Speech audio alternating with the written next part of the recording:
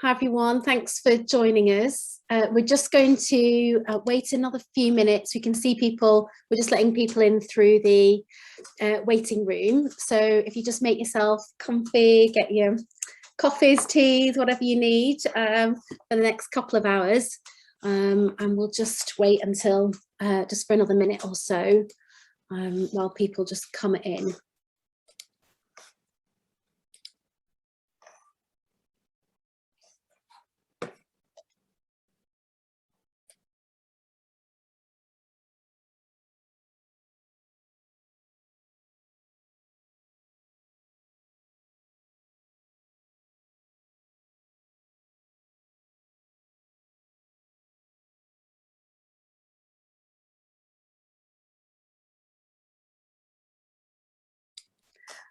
Okay, everyone, I think we are going to make a start because, again, we've got a really packed programme for this afternoon.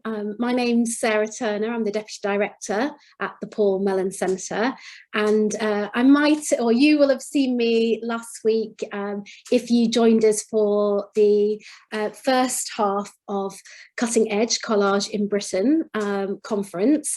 And we're really excited to welcome you back or welcome you to these workshop sessions that we have conceived as part of the programme.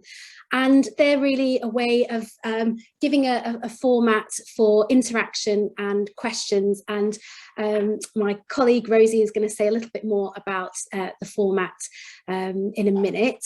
As with all of this programme, we're really delighted to work with Eleanor Cripper at Tate and Rosie Ram at the Royal College of Art on conceiving and programming this whole programme, and with my colleagues Shauna Blanchfield, Events Manager at the Paul Mellon Centre, and Danny Convey, Events Assistant at the Paul Mellon Centre, who will be on hand all throughout the rest of the day if you've got any questions about the event.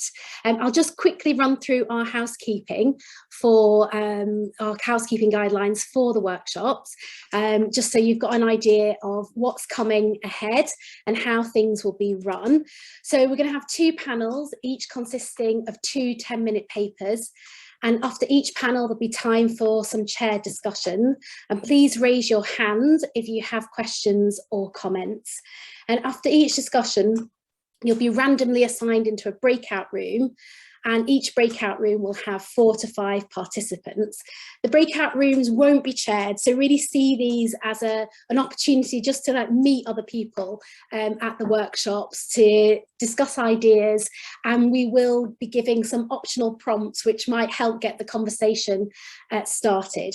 We'll also have some short breaks between the panels, and the session will be recorded and made available to the public. We've had a really great response to this whole series of events. There's a lot of interest in this topic, and we know people really want to hear what you've got to say and engage with the ideas that we're presenting throughout these panels. But breakout rooms are not recorded, so feel free to be informal, be a bit more chatty, talk about the weather if collage is not you know, tripping off the tongue. You know, just please feel as relaxed as you can in those sessions. Closed captioning is also available throughout this session, and you can click the CC button on your screen. Usually it's at the bottom of the screen to enable captions. We really welcome everyone to turn on their videos as well if you feel comfortable in doing so. Again, these workshops are meant to facilitate a bit more peer-to-peer networking, a sense of community, which we know from feedback we've had about the webinars, sometimes they feel a bit more anonymous, and it's hard, especially for the speakers who have to just present into their camera. It's sometimes hard to get the sense of a room and a sense of a community. So we're trying through these workshops to create a bit more of that space. So if you feel comfortable, you don't have to keep your video on all the time, but particularly in the breakout rooms and the question sessions, you might feel happy turning on your camera and again feeling that you're part of the meeting and you're in the room with the speakers. So I think on that, I'm going to hand over to Rosie to say a little bit more. Thank you, Sarah. Can I quickly jump in before you do? Oh, yes, of course. just to say that we made a mistake on closed captioning because that's how you do it on a webinar. If you want closed captions, go to the more with 3 little dots and show subtitle. That's our fault. Back to you, Rosie. Great, thank you, Shauna. Hello everyone, welcome to the first of our 2 daily workshops. We're delighted that so many of you can be with us here today. As Sarah mentioned, these sessions comprise part of our 2-week online conference and workshop programme, Cutting Edge Collage in Britain 1945 to Now, that was initially planned to take place at Tate Britain in late March 2020, but which we have reconfigured for this Zoom format. I wanted to start by saying a huge thank you to all of our speakers and chairs who will be contributing to the panels and discussions over the next 2 days, for bearing with us so patiently during the rather extended build up to this event, and for tailoring their presentations to suit this Zoom workshop format. These workshops feature papers from doctoral, postdoctoral and early career researchers who are interrogating collage from highly original and compelling perspectives. And as Sarah said, these sessions are hosted as Zoom meetings in order to create a more interactive and dynamic forum for discussion around these papers, and to offer everyone the opportunity to actively engage in questions and participate in the debates. So I hope many of you were able to drop into the presentations and participate in some of the discussions that began to emerge over the course of last week. But for those of you who are joining us for the first time, welcome, and we're so pleased that you could be with us here today. Last week's sessions generated many areas of inquiry that will continue to be explored and enriched over the next 2 days. In particular, the papers featured in these workshops will, I think, offer an even deeper level of analysis for thinking around how collage might play out through different technologies and materialities, and across different kinds of media and cultural forms, whether in text or image, in printed matter, found objects, exhibition spaces, writing, graphic design, performative interventions, photography or film. These papers will also, I think, further grapple with questions around the capacity of collage to sustain collaboration and collectivity, and the modes of exchange and divisions of labour involved in this kind of work. We might also want to continue the conversations about how collage practice can generate particularly complex historical traces through extracting, collecting, repurposing activities that create materials that may be more challenging to attribute or date. These papers will also further reflect upon the alternative conceptions of time and space afforded by collage, and on the contradictory kinds of meaning that can be generated through strategies of layering and juxtaposition. Before we begin, I'm just going to recap on how the day will unfold. So we'll start with our first 2 papers, which will be followed by a Q&A. We'll then be split into smaller groups in the breakout rooms for more focused discussions, reflecting on these papers and thinking about certain questions in relation to our topic of collage. Everyone will then be brought back into the main group, and we'll pause for a short comfort break. And after the break, we'll repeat this same schedule again, with 2 papers followed by a Q&A, followed by further conversations in the breakout rooms, before briefly rejoining the main meeting again to end the day. As Sarah mentioned, this is somewhat different to the standard webinar style event. So you're welcome to use the raise hand button on Zoom to ask questions during the Q&A sections. And please do feel free to keep your videos on, but try to stay on mute if you're not currently talking. And please do also continue to use the chat function on Zoom throughout the whole event. We hope that you enjoy this new workshop format. It's a bit of an experiment, so let's see how we get on. I'm delighted to now introduce our first chair for the day, and to welcome back Amy Tobin, who presented a paper last week entitled I Can't Swim, I Have Nightmares, Linda and Photo Montage, 1976 to 2019. Amy is a lecturer in the History of Art department at Cambridge University and curator of contemporary programmes at Kettle's Yard. She's published her research in Tate Papers, Mirage, Women, A Cultural Review, and Feminist Review, along with book chapters in numerous edited books. She's the co-editor of London Art World's Mobile, Contingent and Ephemeral Networks, 1960 to 1980, and The Art of Feminism. In 2019, Amy organised exhibitions of Louise Bourgeois, Julie Moretu and Rose Garrard, followed by a retrospective of Linda Sterling in 2020. She's currently working on exhibitions on the work of Sutapa Biswas, Howardina Pindell and Lee Yuan Cha and the LYC Arts Centre with Hamad Nassar and Sarah Turner, all of which will be presented at Kettle's Yard. In 2019 to 2020, Amy was the Terra PMC Fellow, and she currently holds a Leverhulme Research Fellowship to work on a new project on art and feminist sisterhood. So welcome, Amy, and thanks again for joining us once more and for chairing our first panel. Right, thank you so much, Rosie, for that kind introduction, and to Sarah, Elena, Shauna and Danny more broadly. It's been a real pleasure to experience the conference so far, and I'm really excited to hear the papers and partake in the discussion for these workshops. So without further ado, I welcome everyone to this first panel, which has two papers by two scholars who are really, I think, blazing trails in research and kind of post-war British art. The first speaker, and I'll introduce each speaker just before they speak. The first speaker is Danai Filiotti, who is currently completing her PhD thesis titled The Relief in Relief, Constructive and Concrete Women Artists in England, 1949/69, which is supervised by Bryony Fair at UCL. Her research interests range over topics of abstraction, structural film and video histories from the mid-20th century to the contemporary, with a special interest in issues of text and sound. Danai has acted as a teaching assistant and a coordinator of UCL's very important Centre for the Study of Contemporary Art. And today her paper is titled Cutting the Cosmos, Liliane Lin and Collage, 1960 to 1969. Danai. Thank you, Amy. Thank you for that introduction, and a very big thank you to all the conveners and organizers, Elena, Rosie, Sarah, Shauna, and Danny. I'm really very grateful to be here.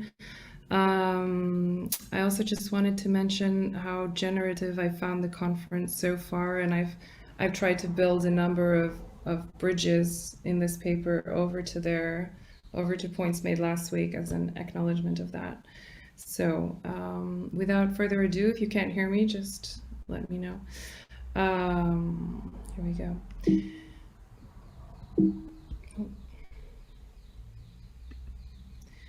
These two cosmic totems are the first to appear in a series of 4 collages made by Liliane Lin in 1969. Born in New York in 1939 to Jewish descent, Lin moved to London in 1966 and, like so many other people everywhere, she cut, clipped, glued and framed the ubiquitous press imagery of the Apollo 11 mission to the moon in July. This must have been, or at least this is what I will problematize today, a gesture of commemoration. The poster-sized series of 4 consists of stacks of elliptical and quadrangular paper parts for grounding the 2 hovering canonical or conical protagonists. The 2 lean in like masts adrift, listing towards each other, emblems therefore of interstellar gravitational tow. Lin's space collages weave in and out of caricatured intimations of teleportation, cyber eclipse, orbital attraction, gubernautical aliens even. Lin describes them, though matter-of-factly, as decentering that singular occasion, as, quote, sections of the Earth seen from the moon and sections of the lunar surface seen from the Earth, and she thereby reasserts the interstice. The title furthers this job, inner space, outer space, same distance. The mystical scene of outer space is thereby reserved for the imaginary and shielded from the historical specifics of this occasion. The work perhaps remakes the occasion into a nervous one of compression and fragility. The once irretrievable lunar textures, peppered with craters, recognizable as the unmistakable photographic spoils of the missions, were, ex post, pinged back across the Earth's media surfaces as if to present to the public as if no distance had remained at all. The moon was underfoot, an internal affair. Which is not to reduce Lynn's work or punning title to a commentary on intermediation, albeit a precondition of any representation of the space race. For today's brief talk, I'm more interested in the question of why she reverts, or seems to revert, to a simple paper collage technique.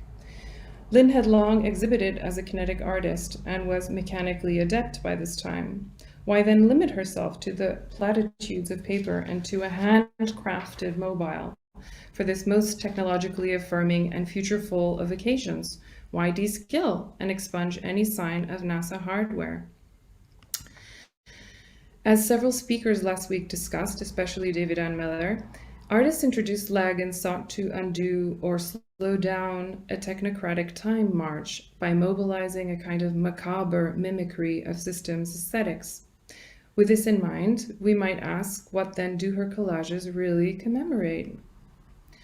The collages may appear to capitalize on the incidental similarity of cones to protozoic space shuttles, but the form was already a staple motif in a practice invested in transformation and dialogues of opposites.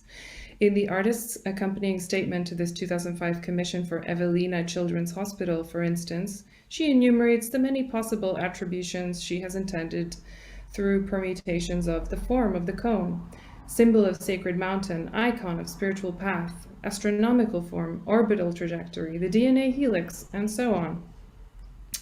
The spinning cone was then another way to materialize paradox, from motion to stillness, text to energetic vibration, or to impregnate light, her word. Lynn sought to supplant a rationalist and penetrable universe with notions of universality learned perhaps from the itinerant translations of Eastern Buddhist thought, such as those she read, Milarepa's, T.Z. Suzuki's, and the I Ching, sorry, any mispronunciation, prompted by the phonetic coincidence between cone and koan, as in the K-O-A-N, the Zen meditation device. She also perhaps intended to retain some of the prophetic residues ascribed to motion in these Eastern traditions. Her works had often referenced celestial cues, as here, via letraset, stick on text. Sky never stops, inner and outer space, same distance. The collage's title therefore repurposes this earlier spinning cones to recuperate, in fact, a poem by Leonard D. Marshall, whom she had met on exile in Greece in 1964, but who sadly did not survive to publish. Is this therefore another commemorative gesture, or even a memorial, where stellar depth and interiority is invoked, but trafficked, as the traffic of paper parts, of texts, of airborne roots and routines? David Lamella's work, a film which chronicles the impressions of street respondents to the moon landing, shares a similar title and thereby also implicates the bizarrely mental leap the exercise into space required of the audience. Territory, time, and interior were conflated into an index that was now marched across print apertures. And this is very helpfully discussed in Joyce Lehman's article, from which this is a screenshot of. Lynn used the opportunity in collage to liberate herself from the exacting demands of making machinery. The paper world, even in her most functional of pitches, served as a terrain free of statics and all for sci-fi fancy. The project pictured envisaged a ribbon-like structure which would tessellate Manhattan's skyline with a Babylonian-type walkway. Perhaps playing out a wish to de-skill a city, the ecological concern surfaces here. In some ways, the image invokes a full fantasy of techno-optimism, as if it had been flower-powered, but actually it's also equivocal. After all, there's a much more tentative, back-of-the-envelope way that collage provided a means to anticipate an all-too hyperbolic and techie future. The experimental architects of Archigram also used collage to dramatize the installation of space hardware in utilitarian life. Craig Buckley highlights how, in the work of Archigram, for instance, the montage modality provided a means to design for the paradoxical qualities of an emergent screen culture. Screens as both sync point and hallucination as both projective and recessive. To some degree, the very idea of an idea circus is again equivocal about the hyperbolic nature of the thing that it proposes. Finally, I want to return to the cut up of collage, like the sliced stacked cones that I began with, and to Lynn's earlier work in Paris. Lynn crisscrossed paths with figures like William Burroughs in the early 1960s, visiting him at the Beat Hotel amongst her other engagements with Parisian concrete and literary circles. Her poem machines undoubtedly had assimilated those Beat poets' cut-up method, which, in Brian Gissing's account, consisted in appropriating the tools and techniques of painters to literally slice through the language with a knife. Minutes to Go showcased the group's early forays into this method and also declares a kind of ambient urgency, maybe, with its resemblance to a doomsday clock cover. Lynn's assimilation of cutting and slashing of things of epic proportion also seems to be concerned with time. The Madeleine here evolved an optical experiment called the vibrograph, where incisions along the body of the drum were substituted by a tumult of colonnade fragments cut from postcards of the Madeleine Church in Paris, a monument whose history is enmeshed in themes of Republican remorse and apology. Playing on the Proustian reference to the Madeleine cake, Meller has suggested a poetics of involuntary memory for its palpable sense of return, or indeed, the public side of memory, and its percolation into the private. So how does she move from a melancholic past, the cut-up, to the space age? Oops, sorry. In closing, I hope that I have made it possible to think of the space collages as motivated by a willful untimeliness, a refutation of the affirmative event of technological faith and exuberance, or at least as it was received in the West.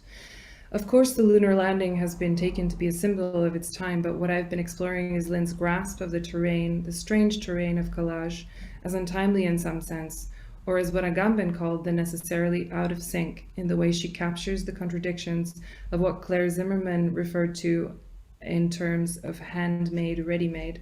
In Lynn's collages, what we have seen is the repetition, morphing, and metamorphosis of the cone, made up of sections of planetary materials. Rather than the remains of the past, these are the remains of the future. Sorry if I've gone a little over.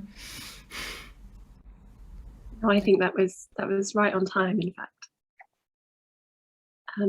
So our next speaker in the session is Karen DeFranco.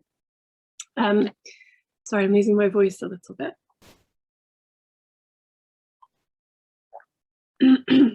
So Karen is a curator and writer working within the context of archives and publishing, with a focus on practices that emerge between text and performance, the page and the body. She's been concerned with intergenerational dialogue with these forms and has curated a number of exceptional exhibitions, really, and particularly have been influential to me. So thank you for that, Karen. And these exhibitions have challenged categorizations of archive artwork and ephemera, which has also been the focus of her PhD, embodied iteration, materializing the language of writing and performance in women, artists publishing 1968 to 79. She's currently program curator at Chelsea Space and associate lecturer on the MA Curating and Collections, both at Chelsea College of Arts. So I'll hand over to Karen now, whose paper today is titled Breakthrough Fictioneers, Chance and Collage in Artist Publishing 1972 to 9. Thank you. Thanks, Amy. Sorry for having long titles for everything, so it stretches your voice even more. I always find it impossible to do short titles. Let me just try and share my screen.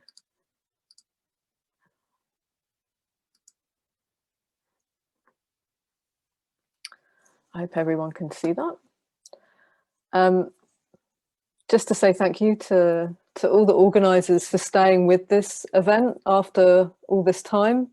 It feels like so long that I sent in the proposal for this paper. So some of this material is from, actually most of this material is from my PhD, which at the time I hadn't finished, which now thankfully I have. So this presentation is going to explore the compositional possibilities of collage when distributed through text. The examples I'm going to discuss relate to a set of tendencies that emerge through artistic interventions and with writing in various processes of staging. This experimentation is iterated and excerpted through magazines, through performance, through exhibitions, and finally located in novels and described as fiction. So I'm really interested in this relationship between fiction writing and the processes of collage and its relationship to practice more generally. So let's see if I can get to the next slide. So I'm going to look at two books because of the time constraints. These books, the complete works of Constance de Jong, 1 to 5, which was first published in 1976 by Constance de Jong, and I See You Mean, published in complete form in 1979 by Lucy Lippard. These two books exemplify the tendencies that I'm referring to. They're sort of rooted in a materialization of text through chance processes that we see sort of materialized in conceptual works more broadly, but they're embodied through their autobiographical material. These instances of incorporating diaristic material, letters, and other sorts of personal fragments of writing. These books are part of a sort of group of works that were featured in the article A Syntax of Self, which you can see on the slide, a couple of spreads from that article. This was written by John Howe in the magazine Artwright, which is from the Artist Book issue from 1976. So this article is quite rare in the sense that it looks at these works at the time. This is one of the few articles written around these types of artist publishing that were produced in this era. However, unfortunately, Howe's kind of reception of these works is quite critical. So I'm just going to sort of outline his problems with these particular works. So he looked at sort of Kathy Acker, Poppy Johnson, Constance de Jong, Jennifer Bartlett, several others, which he discussed sort of in this offhand tone around their relationship to autobiographical writing, describing it as diaristic art, a style acknowledged in a previous issue as emotional. He then describes or dismisses their implicit feminism as a shorthand, and he also identifies the writers Laurie Anderson, Jackie Apple, Martha Rosler, Alison Knowles, and Brenda Price as sort of employing the styles of the joke, the diary, or the monologue as styles unremarkable due to their commonness. We've all used them, and that they were simplistic. Within each of these observations, he extends a reservation that inevitably enforces a criticism. He reduces Carolee Schneemann's second artist book, Cézanne, She Was a Great Painter, describing it as an extended quarrel, and talks about Adrian Piper's book, Talking to Myself, as this book should be subtitled as My Art Education in the 1970s, describing their writing as frustrated. However, this, as I said, this is kind of significant because it exists. It was described by Lucy Lippard as the only critical essay I've seen about women artist books. It exposes the structural deficiencies implicit in these types of surveys of women's writing, due to the fact that although he acknowledges interconnected and ephemeral modes of performance, much of which was implicated through this use of recorded speech within many of these publications, he doesn't understand that the relationship between systemic types of documentation within women's work was not just an aesthetic. It was a strategy employed for the means of preservation. His misrepresentation and dismissal of personalized approaches to conceptual procedures, for example, misreads the embedded strategies employed as a safeguard against erasure, as a kind of self-archival tool within writing itself. So when he attempts to sort of occupy a subject position that was similar to the women that he was referencing, he fails to acknowledge his own implicit privilege that his gender afforded. And in this sense, this has obscured his ability to acknowledge what might have been genuinely transformative about the works in question. As Lucy Lippard would remark, what Hal doesn't seem to like about a certain kinds of women's books is just what I like best about them. So Lippard's own 1977 article, Surprises, an anthological introduction to some artists' books, published in Chrysalis magazine in 1977, expanded on some of the issues and ideas raised by Hal's article by focusing again on similar artists, Acker, Dujon, Roesler and Apple, amongst many others, where Lippard makes this particular observation in regards to reading. So I'm just going to quote her here. Many of these books provoke a new way of reading. The book as a field onto which the viewer projects her own meanings is a potentially effective medium for a new kind of communication. It offers a sensibility particularly suited to a visual approach and a collage aesthetic, a fragmentation focusing on relationships between parts rather than on their stylistic peculiarities. Lippard could have been talking about her own novel, I See You Mean. The manuscript for this was completed around 1971-72, but it was eventually published as a total collection in 1979.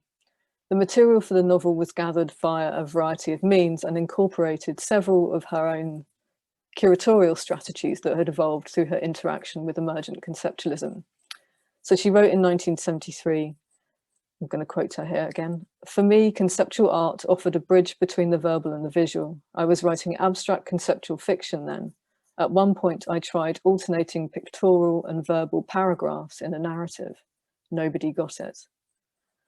Her proposition to translate written material produced through instructions, which she had actually enacted through several invitations to artists, was particularly focused on an early show of hers in 1968 called Groups, where she attempted to extract written material from artists that she was going to then repurpose within the novel, which didn't actually work out in the end. But this kind of approach offers the interpretation of how her work operated previously through her exhibitions, through the card index, through the magazine spreads. These sites offer up an interpretation as being spaces of rehearsal and experimentation, and that they combined and staged her role as an art worker for the real activity of fiction writing. The material trace of this particular intersection of the radicalized politics of the 1960s and Lippard's interventions into it are found, as described by Julia Bryan Wilson, on early typescript pages of the novel, upon which drafts of the Art Workers Coalition posters are scrawled on the backs. So there's a kind of a conflation of the ways in which these materials are being produced. Sorry, I've just lost my... So her turn to fiction writing, an activity she was supporting through other forms of writing she was employed to do, would dispel any residual resistance Lippard had to feminism, as the process, and just to quote her again, forced her to examine a woman's life in terms of personal politics. So I'm just going to describe the book here. The cover features a line drawing of a map of ocean currents swarming with directional arrows to indicate the ebb and flow of water. And it recalls a sort of quasi-scientific look of a lot of conceptual art around at the time. Described by Lippard on the jacket cover as an experimental novel about mirrors, maps, relationships, about the ocean, elusive success and possible happiness, the précis also details the writer's approach, noting that the text was produced from a collage of texts, from found materials, self-identification devices, astrology, the I Ching, palmistry and tarot. Despite its experimental nature, the novel follows a loose storyline that veers between dialogue, found quotes, and the aforementioned photographic descriptions. The main narrative charts from past to future the changing currents between two women and two men, four main characters, a writer, an actor, a model, and a photographer, who are referred to as A, B, C, and D, a possible nod to the ABC art of minimalism. The character named A is most clearly like Lippard herself. She's a writer, or rather she wants to be a writer, and she's married to D, an artist photographer. A carries the book's clear emotional weight, and hers is the most developed storyline. She marries, she has a son, like Lippard, has fights with her husband, and eventually gets a divorce. So each ciphered character is a diffuse sort of object-subject, constructed out of these many avant-garde writing strategies, which are distributed as individual sections to operate as indexes or clues, as Lippard would later recall, that would inform the reader through accumulation. This is more comprehensively understood through the book's title, I See, You Mean, which denotes an understanding between writer and reader as codependent in developing the narrative, to effectively decide for themselves the trajectory and outcome of the novel's plot. Heavily indebted to the languages of both minimalism and conceptualism, it resonates also with new narrative writers that would emerge in the 1970s. Lippard's affinity to this strand of writing practice is related through its definition as a work of fiction, with material derived, as Lippard herself has noted, from her life. Just to quote her again, "It wasn't autobiographical, but there was a character I definitely identified with. As I was writing her, or she was writing me, which is what it felt like, a lot of stuff started to seep through the cracks of my resistance of the women's movement." Lippard plotted the shifting dynamics of the characters' lives as an emotional grid. A red line is drawn from A to D, anxious anger. A violet line is drawn from D to B, truce. A blue line is drawn from A to E, affection. Configuring these affective vectors in a visual way, this illusion reads like a directive of Solowitz's wall drawings.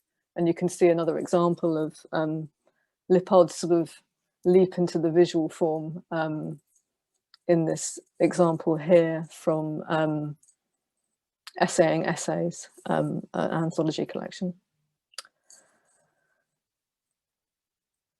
And another example here from Unmuzzled Ox in 1976, which also features an excerpt of I See You Mean. Oh.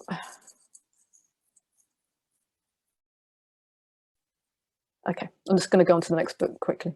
Constance de Jong's serial artist book, The Complete Works of Constance de Jong 1-5, was written and published by the artist between June 1975 and July 1976 as 5 independent yet interconnected publications. During this period, the text was additionally structured into a series of spoken word performances beginning at the Kitchen on Sunday the 25th of January 1976, an evening that was shared with Kathy Acker. The performance was titled Modern Love and continued to Paris on the 2nd of November and to the Women's Free Arts Alliance in London on the 11th of November 1976 at the invitation of the writer and critic Barbara Rice. Cultivated in literature rather than art from European writers such as Jean Cocteau, who embraced hybridity, to Rob Grillet, Duras and Gertrude Stein, for whom language was a material, among other things, to quote de Jong. Her writing produced a situation where the speaking subject rejected the confines of representation to disappear into language itself. As a consequence, the preparation and shape of text formations act as the location from which de Jong materialized presence, meaning that attention is dispersed across an array of materials punctuated in time through acts of performance. Shifting between live event and publication, de Jong's work presents a relationship to categorizations as ambiguous precisely due to the editorial and design procedures generated to produce her writing. So the plot and the construct of these 5 books were conceived to operate on an individual internal structure, to be read as a singular edition, but to slot into the larger framework of the work in its constituent parts. Several character narratives intersect and overlapped, with the story as an entity divided into several sections that are distributed across the series. The first 2 books contained a content section. However, the second was not structured into specific divisions, with de Jong using this method, using written insertions, changes in character or place to produce transitions or introduce different scenes. This method was continued for the subsequent 3 books and is reflective of the artist's writing strategy through velocity, rhythm, pacing, conspicuous composition and structuring, and eventually sonority. So through these different types of writing, she attempted to create a sense of liveness in the text. Written through the direct action of reading aloud, an embodiment of language was reproduced in real time, where the artists realized they were no longer reading from the page and the words were, to quote, de Jong, becoming, unfurling, unfolding in the live moment. For the artist, the approach to reading aloud was to reproduce a series of actions where page turning operated similarly to the punctuation of breathing. This intentionality was then transposed by the artist in a compositional arrangement of mechanized type, allowing for a particular assimilation of what Charles Olson described as intervals of registration, an interchange between the visual and the verbal via the machinic. Sorry, I sort of launched all the way through that to try and get through it in 10 minutes. So just to briefly conclude, these two examples present a kind of sense of writing as a continuity, as a continuous present, to quote Gertrude Stein, that relates to an accretion through these processes of iteration where each aspect of publication or performance or staging picks up information as it passes through these various stages. So these examples, although I'm obviously focusing on two, are in relation to others that are not mentioned, Eleanor Anton and Carolee Schneemann particularly. But what these kinds of examples mark is their manifestation as a kind of commercial paperback novel, which I think is really interesting, and where my sort of research is kind of related, is kind of the visual materiality of fiction writing in these particular forms. So obviously this relates quite distinctively to this kind of modern ideas of autofiction and auto theory. But I'm interested in exploring this particular notion of where the fictional artwork might reside within these types of text practices and collage practices. So I think I'm just going to leave it there because I probably overran massively. I'm very sorry about that. Thank you very much. Thanks, Karen. So I think we have around 15 minutes for questions now, or maybe a little bit less, but maybe I will start. And if people have questions in the audience, then please do use the raise hand function, which should be in the kind of reactions section if you can't see it. And if you really can't find it, then please feel free to use the chat. So there are many different things that you expressed in your papers, and I was trying to think about some shared terrain, and I think there is much shared terrain, but perhaps the most obvious one is about kind of literary forms and how they are shaping or being reshaped at the interface with artists and art workers. Sorry. And so my question is really about that, and maybe to ask you both to share some more thoughts on literary form, particularly why Liliane Lijn, or how Liliane Lijn embraces poetry, and is it really poetry and not other forms that are central for her?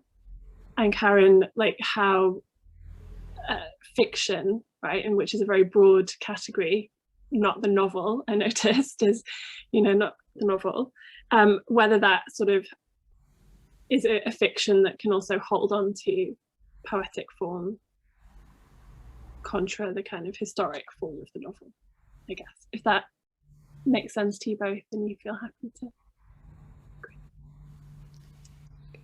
Karen, would you like me to take a stab, or would you like to go first? Okay, I'll go ahead then. Oh, I really like that last motif you're ending with, actually, for Liliane, because her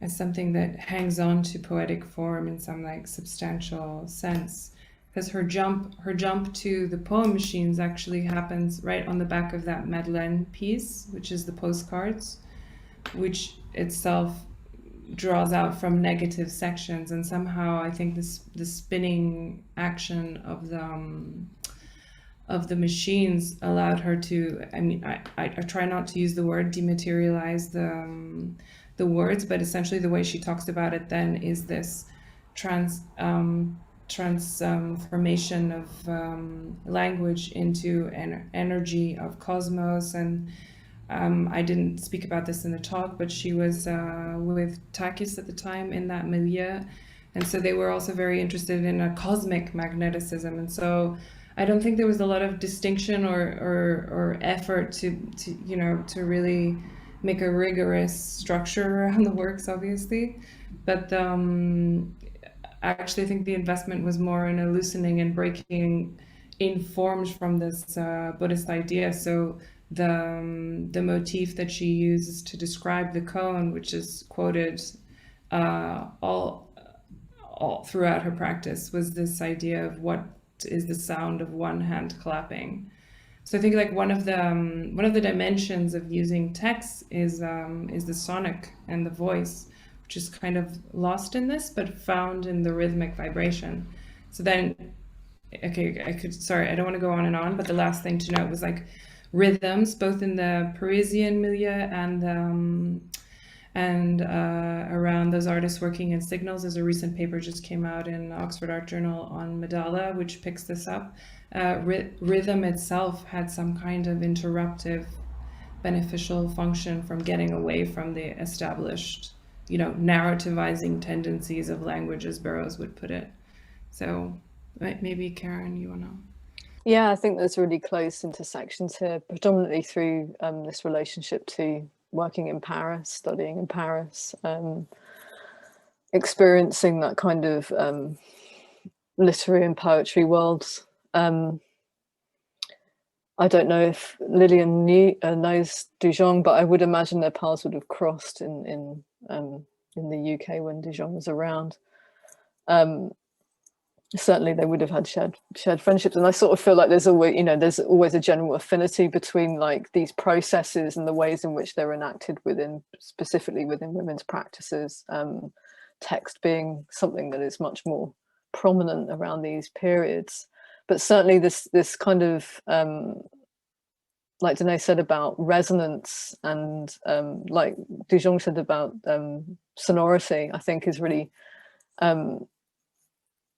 really picks it out. Maybe not so much with Lippard, which her novel is much more procedural than Dujon's. Dujon's is much more generative through its processes of performance, which allows for a certain slippage around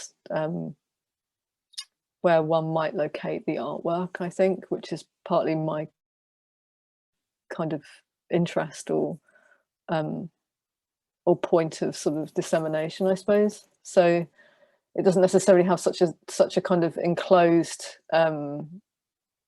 position, maybe as Lillian Lin's.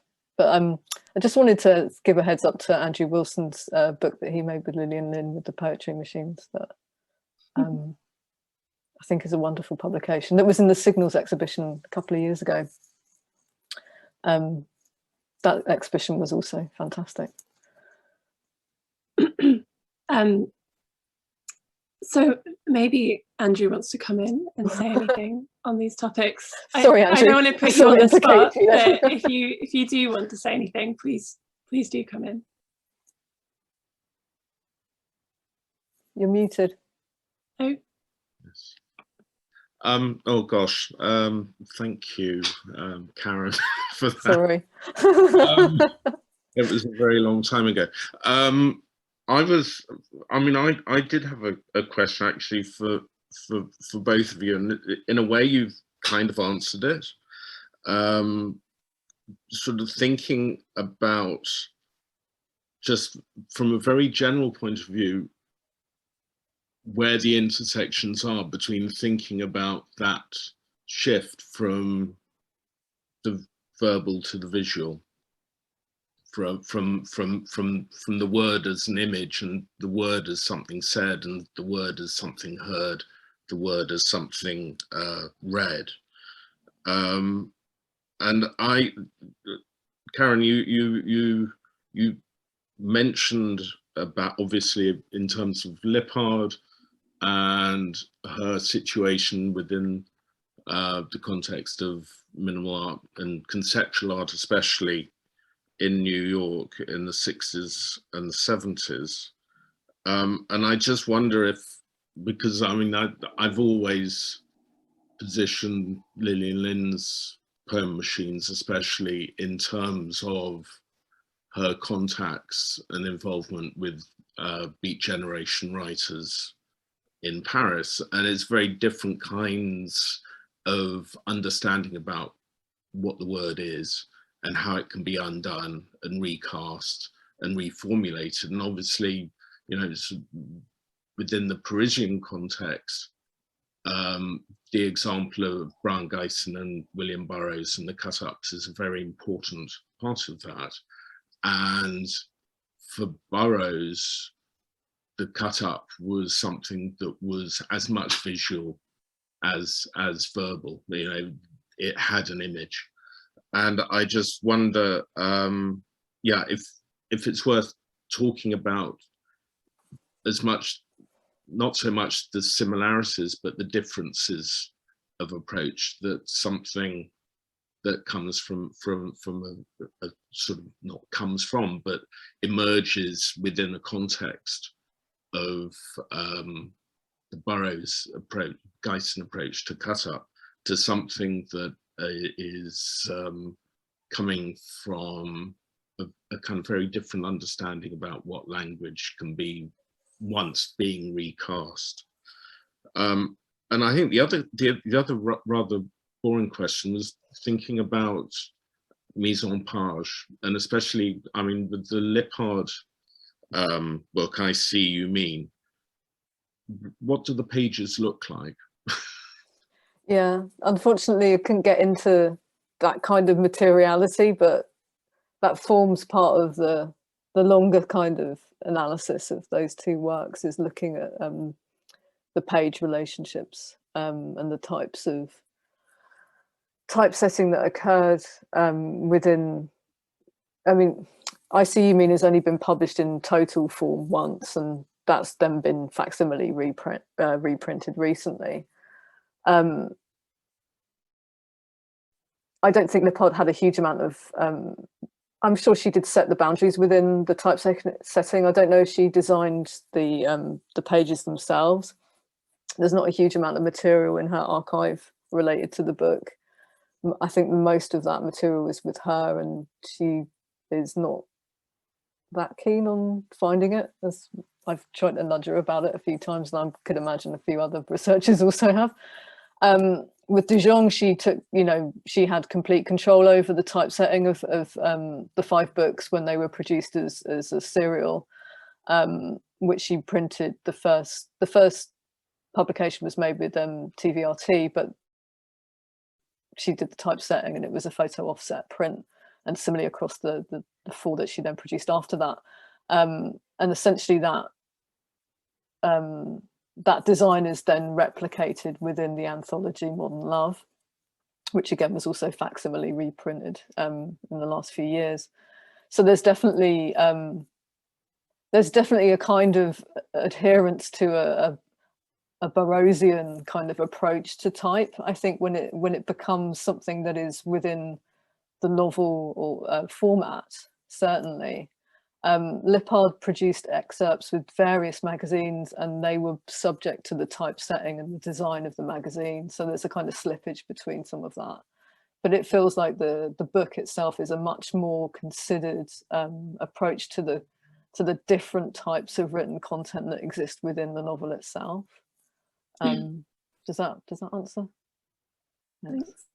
Thanks, Karen. I see Mark has a question, so maybe we can take that and restrict ourselves to relatively short answers, if that's okay. Yeah, I was this is a question for Karen, but also maybe it opens out to the Dané's discussion. I was very struck reading the back jacket of Lippard's I See You Mean, Karen, that she notes in her own text about the book, she talks about that she was aiming at an open-ended female way that didn't pretend conclusions. And I was really interested in that idea of collage being gendered as female, and as that notion of open-endedness, fragmentation, and a resistance to conclusion as somehow seen as being gendered female. I'd really like you to talk a bit about that, about if I'm reading or reading her words correctly, and how that would I imagine that's relevant also for Dané. Yeah, so this book is kind of written at the point of her, what she's described herself as this kind of feminist realization at the beginning of the 70s. partly to do with a lot of her political her political awakening, you know, and her feminist awakening kind of operates simultaneously. And so I think, like the two magazine articles kind of denote, that there's a kind of emergence, and how, you know, John Howe sort of gathers these books under this, you know, this understanding of the syntax of self, which is, you know, a very good title for the article itself, although obviously its critique is found a little bit wanting. But then there's a certain, you know, amount of energy and discourse, I think, around the ways in which writing is being configured within women's conceptual practices, as it kind of generates through the end of the 60s. And so I would see it very much as a response to a kind of more dominant conceptualism, I guess, that existed, that maybe was in counterpoint to some of the issues around fragmentation practices that, or discontinuity of practice, that I think a lot of women found themselves operating in because of, you know, reduced means, lack of studios, lack of gallery support, for example, lack of childcare. Does that answer your question? I think it goes some way to doing so. Yeah, I'm really interested in that idea, that this notion of open-endedness and a lack and a resistance to fixed conclusions is somehow clearly that fits very nicely to our notion of collage. And I was really interested to see how that was being defined. I think it was quite it's quite Steinian. I think I think Stein comes across as a very prominent influence amongst those writers that I mentioned particularly. I'm not entirely sure whether Lippard would say she was influenced by Stein, but certainly De Jong would. Thank you. So, Danai, I don't know if you want to come in very briefly before we go into the breakout spaces.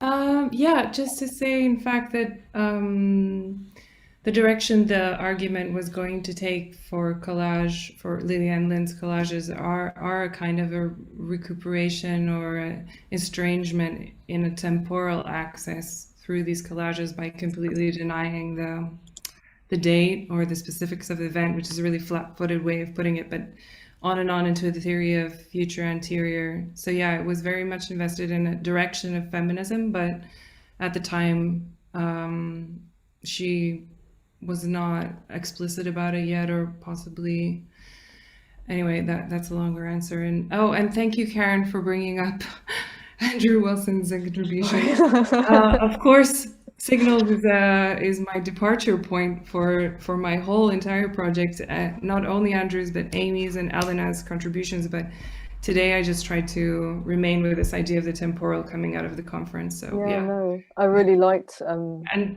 just idea of the circular that you're getting to. This really, it was really amazing. Yeah. Thank you for but thank you for making that, yes, very explicit for me. And then finally, just a comment on Andrew's point around Burroughs' shape of language. He had this metaphor of the virus, which has a strange kind of materiality to it, but I don't know, maybe we could talk about that more later. Anyway, thank you.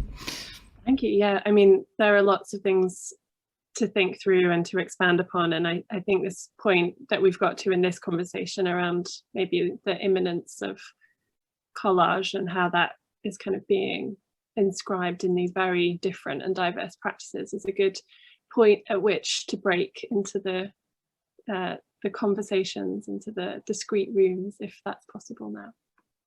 Thanks, Amy, and thanks so much, Danai and Karen, for your papers and also for drawing out such interesting discussions on this question around how collage operates on the level of language, both in the aesthetic form of writing, but also on this more conceptual level as well. We are now going to split into the breakout rooms to begin to meet one another and continue these discussions. For those of you who might be unfamiliar with the way that breakout rooms work in Zoom, what will happen is you'll get allocated into a room automatically, and you'll then be brought back into the main room at the end. So you don't need to do anything, just accept the prompt to join the breakout room when it appears on your screen. We're going to be putting everyone in groups of around 4 to 5 people. And in these groups, we'd like to kind of invite you to introduce yourselves to one another, maybe briefly share your interest in collage and your reasons for attending these events. And we're also inviting you to begin the discussions by perhaps offering some initial responses or thoughts around the 2 papers that we've just heard and the discussions that have been developing. And then perhaps building on these issues raised by the papers, we also wanted to invite you in your groups, if you have some additional time, to perhaps consider some of the following questions around the different definitions of collage that were in play in these 2 papers, and particularly about how collage might operate differently in text or in writing in comparison to image making, and what the role of the medium in shaping these notions of collage might be, and how collage might enable these kind of forms of intermedial interaction or exchange. So I'm going to, either I can post these questions in the chat. Oh yeah, we've got these questions posted in the chat.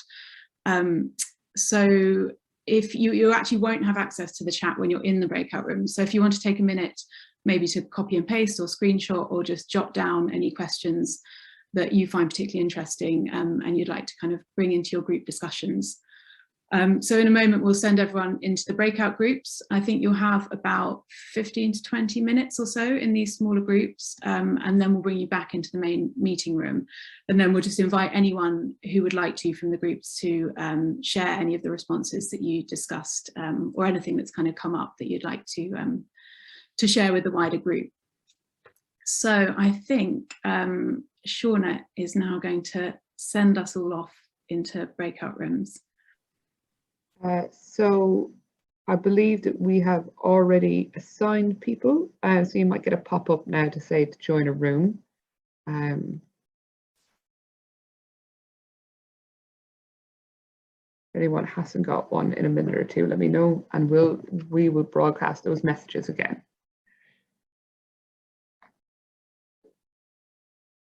I'm having one of those days because I was so late. Like, that every time a message comes, well, I was just thinking, get that message away so I can see Karen, because I ended up with the panelists, God help them, and I said, I'm sorry, I missed most of your talk. It's okay. Welcome back. You didn't miss any talk. It was just Rosie explaining what the rooms were about at that stage. No, well, no, I missed the thing about Liliane in the start of Karen's. Oh, that is a shame, but we will have a recording later. We'll have it back later. Don't worry. I swear I'll be better tomorrow. So do we have everyone, Shauna, do we have everyone back in the room with us now? Or Sarah's just... I'm not sure. Can I quickly apologise to my group, Karen and everyone else, because I left early by mistake? They're quite confusing, the Zoom rooms sometimes. You don't quite know when to drop in and out, or... Yeah. I didn't read it. I was just trying to get the message off the screen so I could see Karen. I believe that is everyone back. Okay, wonderful. Thanks, Shauna. Welcome back, everyone. Apologies if anyone was mid-sentence when they got summoned back into the main room. I know Zoom can be a bit kind of brutal when the minute runs down and you're pulled back into this main room. I just wanted to, before we go into a break, I was just wondering if anyone from any of the groups had anything that they wanted to share with our 2 speakers, any responses to the papers from this morning, or anything else that's questions or thoughts that have come up in those discussions that anyone wanted to share.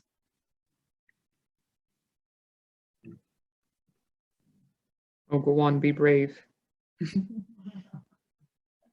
I'm just, might jump in. I just want to say we had incredibly exciting conversations, and so thank you to the speakers, really. I think the papers today around a sort of polyphonic, fragmented type of voice and a different non-continuous chronological understanding of time, but actually a circular one, for us were very inspirational, and I think our conversations very much were around that idea of polyphony and a polyphonic history allowed by collage. And Judah said something also really beautiful about sorry for speaking for you, Judah, to jump in, but about using the fragment of collage as a way of inflecting the voice of the artist. So it's not just this sort of borrowing and subsuming, but actually giving these different accents and tones to the polyphonic results of the artwork as resulting from a collage practice. So yeah, this is a very brief report from our group. Fantastic, thank you, Eleanor. Judah, did you want to unmute and add anything to that? Well, there was so much. I'll just add, thank you, Eleanor, that's really perfect. Add that we responded to Mark's provocation about the collage being maybe gendered in a way, and the role of, and the description of what gender could be as a sort of category of othering, and maybe, and also the idea of one of the presenters, let me see the name, the first presenter mentioned de-skilled collage as why the artist chose to de-skill and present her collages in the way she did.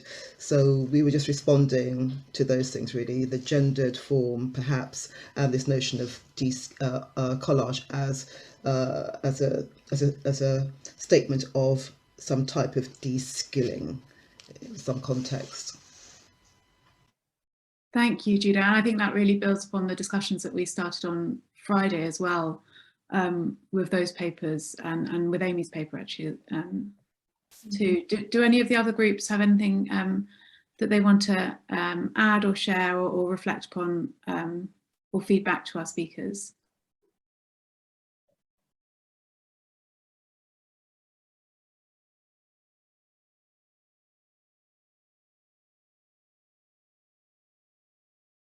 I think we're good to go to the second panel. We're good. Okay. Well, we'll take a short break first.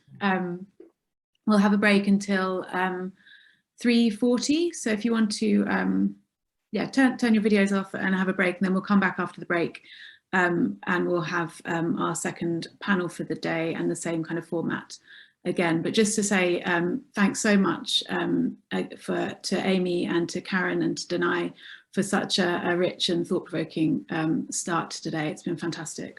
Thank you, everyone. See you later.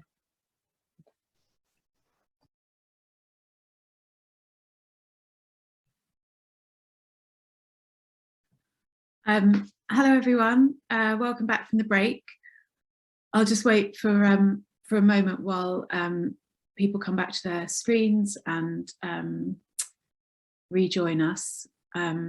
And I just wanted to say a huge thanks again to our first two panelists and chairs for such an engaging start to the day, and for all of you for joining in the discussions in your breakout rooms and in the question and answer sessions. So if we have our next chair and panelists with us, I'll begin the introduction. So I'm delighted to now introduce our second chair for today, Andrew Wilson. Andrew was a curator at Tate from 2006 to 2021. He was previously deputy editor of Art Monthly between 1997 and 2006. Andrew's recent exhibitions have included Conceptual Art in Britain, 1964 to 1979 in 2016, and touring exhibitions on David Hockney in 2017 to 18 and Patrick Heron in 2018 to 19. Andrew has published extensively with a focus on art and culture in the 1960s and 1970s. He's currently preparing books on Gustav Metzger and on Alexander Trocki and Project Sigma. Andrew is also a founding member of the London Institute of Pataphysics. I'll now hand over to Andrew to introduce our second panel. So welcome, Andrew. Thanks for your contributions earlier, and thanks so much for joining us. Oh, thank you for that, Rosie, and big thank you to you, Sarah, Elena, Shona, Danny, and everybody else at the Paul Mellon Centre who facilitated has been a really remarkable conference over the last week. And it was extremely kind of you to invite me to take part in this workshop. I should add, though, that though I made exhibitions during my time at Tate, my responsibilities over the 15 years I was there largely focused on acquiring work for the collection. And as I was doing my filing before I left back in June, I was intrigued to see how much collage I'd helped to acquire. Among the first works I helped acquire was a large group of montages by Peter Kennard. This was followed quickly by 3 groups of work by Nigel Henderson. And so it went on, subsequently including early works by Linda, by Jamie Reed, and continued until one of the last acquisitions pre-COVID being a group of early montage photographs by William Burroughs. More relevantly, I worked on the acquisition of a group of early collages by Jeff Keane 9 years ago, and 5 years ago, one of the few surviving collages from Kenneth Halliwell's solo exhibition in 1967. So I was particularly fascinated to be asked to chair this afternoon's session.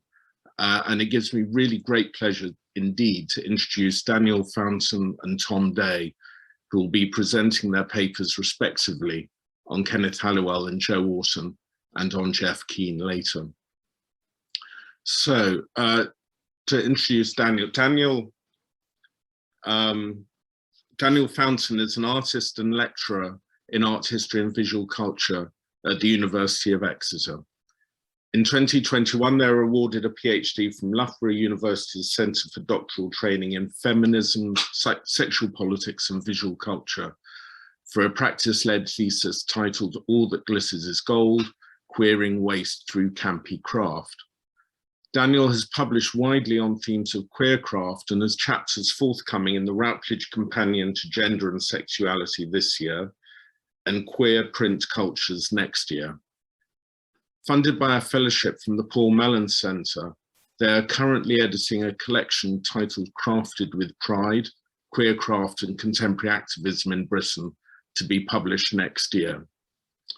Daniel has exhibited extensively, and more details on their activities can be found at danielfountain.com. So, Daniel, over to you. Great, thanks Andrew for that wonderful intro. I'm just going to share my PowerPoint. So hopefully everyone can see that okay. And as many people have said, a huge thank you to Shauna. Hi Daniel, we actually can't see your shared screen yet. Apologies. Would you like to try again? And if it doesn't work, I have a backup. Yeah. There we go, it's showing. I'm just going to hit full view. Is that okay?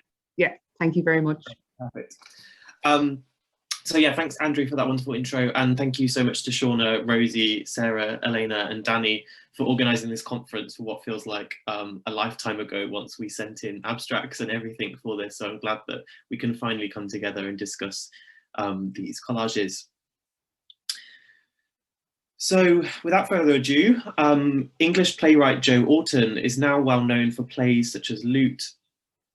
However, a significant body of collages that he completed with his lover Kenneth Halliwell between 1959 and 1962 are less so. In this period, they stole at least 72 books from their local libraries, collaged them and returned the books to their shelves, often waiting to see the shocked reactions from unsuspecting library patrons. As many of you probably aren't aware of the collages, I'm going to give simply a brief overview of the project, focusing particularly on the inherent queerness of their collage practice and the erotic potential associated with this material methodology of collage and collaboration. So in January 1959, after they moved into their flat at 25 Knoll Road in Islington, Orton became annoyed at being unable to borrow certain books from their local libraries and began smuggling books out of them in order to undertake a protest against what he called the rubbishy novels and rubbishy books that lined their shelves. And here you can see a picture of the couple and one of Orton sat on the steps outside their bedsit in Knoll Road. In August, Halliwell would join Orton in this operation. Their joint target became Islington's Central Library on Holloway Road, as you can see here on the left, before moving on to the smaller South Library branch on Essex Road on the right, which was actually closer to their bedsit. The duo would sometimes check the books out through their library's account, but ordinarily Halliwell stashed them in a service gas mask case and Orton used a satchel. Their collages are incredibly provocative and indeed humorous, even when we view them today. But we must remember that until it was partially legalised in 1967, homosexuality was still criminalised in England and same-sex desire was rarely represented in books, unless it was done so in a condemning or moralising way. Representations of homosexuality in print were also policed by the Obscene Publications Act. And due to these strict regulations, the contents of many public libraries at the time still reflected the 19th century ideal of serving to improve the public. And likewise, many critics have written that after World War II, the libraries became unable to live up to the welfare state's ideal of classlessness, because middle-class use in libraries soon increased.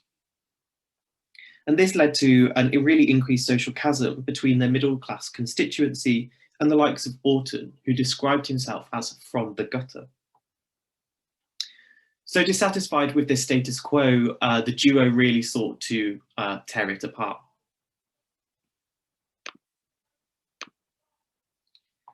Phyllis Hambledon's 1960 novel, Queen's Favourite, is a fictional romance story set at court, and its original dust jacket, which you can see here, features a rather gaudy painting of Queen Elizabeth I, with this vignette of Hampton Court Palace behind her. In Orton and Halliwell's collaged version, the spine, as but one of their collages, remains intact. An unsuspecting library patron would therefore have pulled the book from the shelf, only to find the front cover now features two men who are stripped to the waist, apparently wrestling before the Great Mosque of Herat in Afghanistan. One man mounts the other one from behind and pins down the arms of the man underneath him.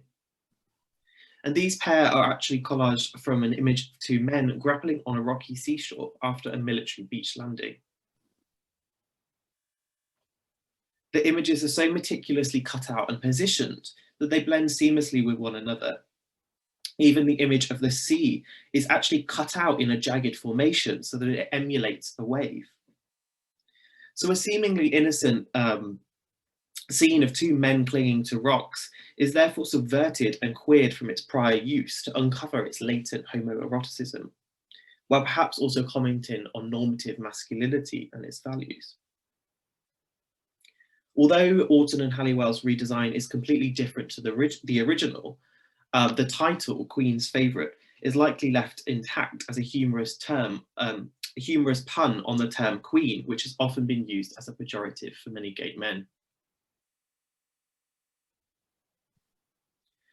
Now, the redesigned cover may even seem blasphemous today for their picturing of two half-nude men apparently wrestling in front of a cultural landmark of Islamic culture, given its current attitudes towards homosexuality. But the representation of men fondling by the sea in an Islamic country likely references Tangier, a city in Morocco that the couple regularly visited due to its tolerant approach to homosexuality at the time. In the 40s and 50s, Tangier saw a wealth of many gay and bisexual writers visiting the destination, including the likes of Allen Ginsberg. The couple would spend long periods of time in Tangier over the summer months, and Orton would often engage in sexual activities with other men, which is written about extensively in his own diaries. Due to Tangier boasting a large military port, military personnel often stayed in the city and would also cruise for sex along its beaches, bathhouses, and bars. Halliwell was supposedly more sexually timid, and this was the subject of many arguments between the couple, but Orton made no secret of his sexual promiscuity in either Tangiers or England, where he would regularly cruise London's public toilets for gay sex, particularly those on Holloway Road and Highbury Fields. He even went as far to say, and I quote, "Complete sexual license is the only way to smash the wretched civilization. Sex is the only way to infuriate them." So his sexual practices, just like the homoerotic content of the redesigned jacket for Queen's Favourite, were aimed at vexing and infuriating them, likely the British elite and heterosexual society. You'll have to excuse these really shoddy clip art images, which I had to pull off Google. But much like the sex acts, which were often carried out in public spaces, the dust jackets on the titles, like Queen's Favourite, also blur the line between public and private, bringing into the public library that which was expected to go on in private, if at all. Through their manipulation, the collage books also transform the library stacks into futuritive erotic spaces in which one may literally cruise the shelves. The duo would often act as voyeurs, watching the shocked reactions of unsuspecting browsers. Austen once recalled, "I used to stand in the corners after I'd smuggled the doctored books back into the library and then watch people read them. It was very funny, very interesting." So far from a frivolous prank, as Austen's biographer has suggested, the collages provided important visibility for same-sex desires, which ultimately remained invisible in public library collections. They effectively penetrated the public library and inserted homoerotica into its hallowed halls. It was also likely a very erotically charged process, thinking of particularly the collaboration which they would often undertake at home in their own bedsit after kind of hauling books in their bag. The process of fingering through these homoerotic images of sailors and so on together. The act of smoothing and stroking images, and the sticky residues left behind on nimble fingers. And then, to finish it off, the very peeping through the shelves. Both of them likely got off from it, even if they were eventually. Despite the more obvious homoerotic collages by the duo, less has been written about what critics have called the tactful redesigns of the scholarly editions of Shakespeare's plays, published by Arden first in 1946, and the duo actually repeatedly targeted these editions 16 times. The original jackets from this series were very, very modest, as you can see here, and provided a blank canvas for Austen and Halliwell's collages. Through their manipulation, the cover of Henry V now features Raphael St. Michael skewered with long red lances. Scholars have simply read the image as a simple illustration of the Battle of Agincourt, reflecting the play's content. But very little has been written about how its overt associations, perhaps with penetration, and portrayals of St. Sebastian, who in modern interpretations has been said to embody notions of queerness, voyeurism, and sadomasochism.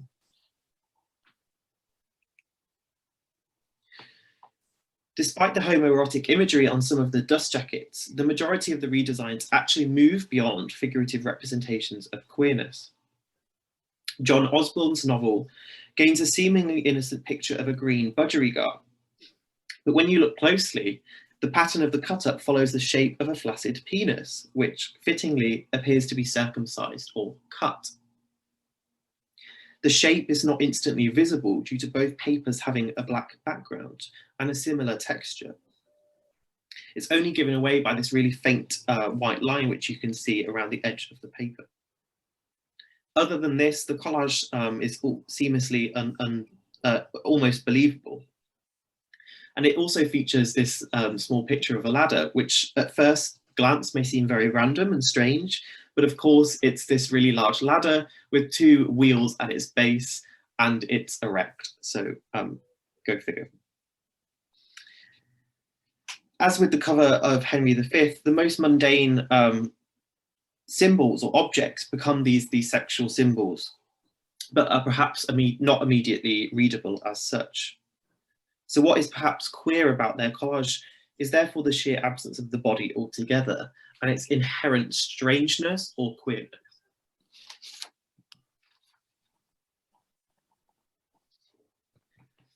In 1961, patrons and staff at the libraries began to report that their books were in a mutilated condition. The chief librarian, Alexander Connell, said that he actually found finding them amusing. However, he later explained, and I quote, "When elderly ladies started returning books at arm's length, saying, 'This is revolting,' I had to investigate."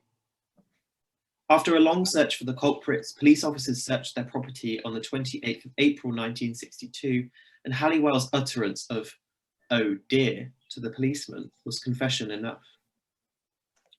This was before they would have even gone upstairs and seen the walls completely plastered with over 1,653 colour plates cut from the library books.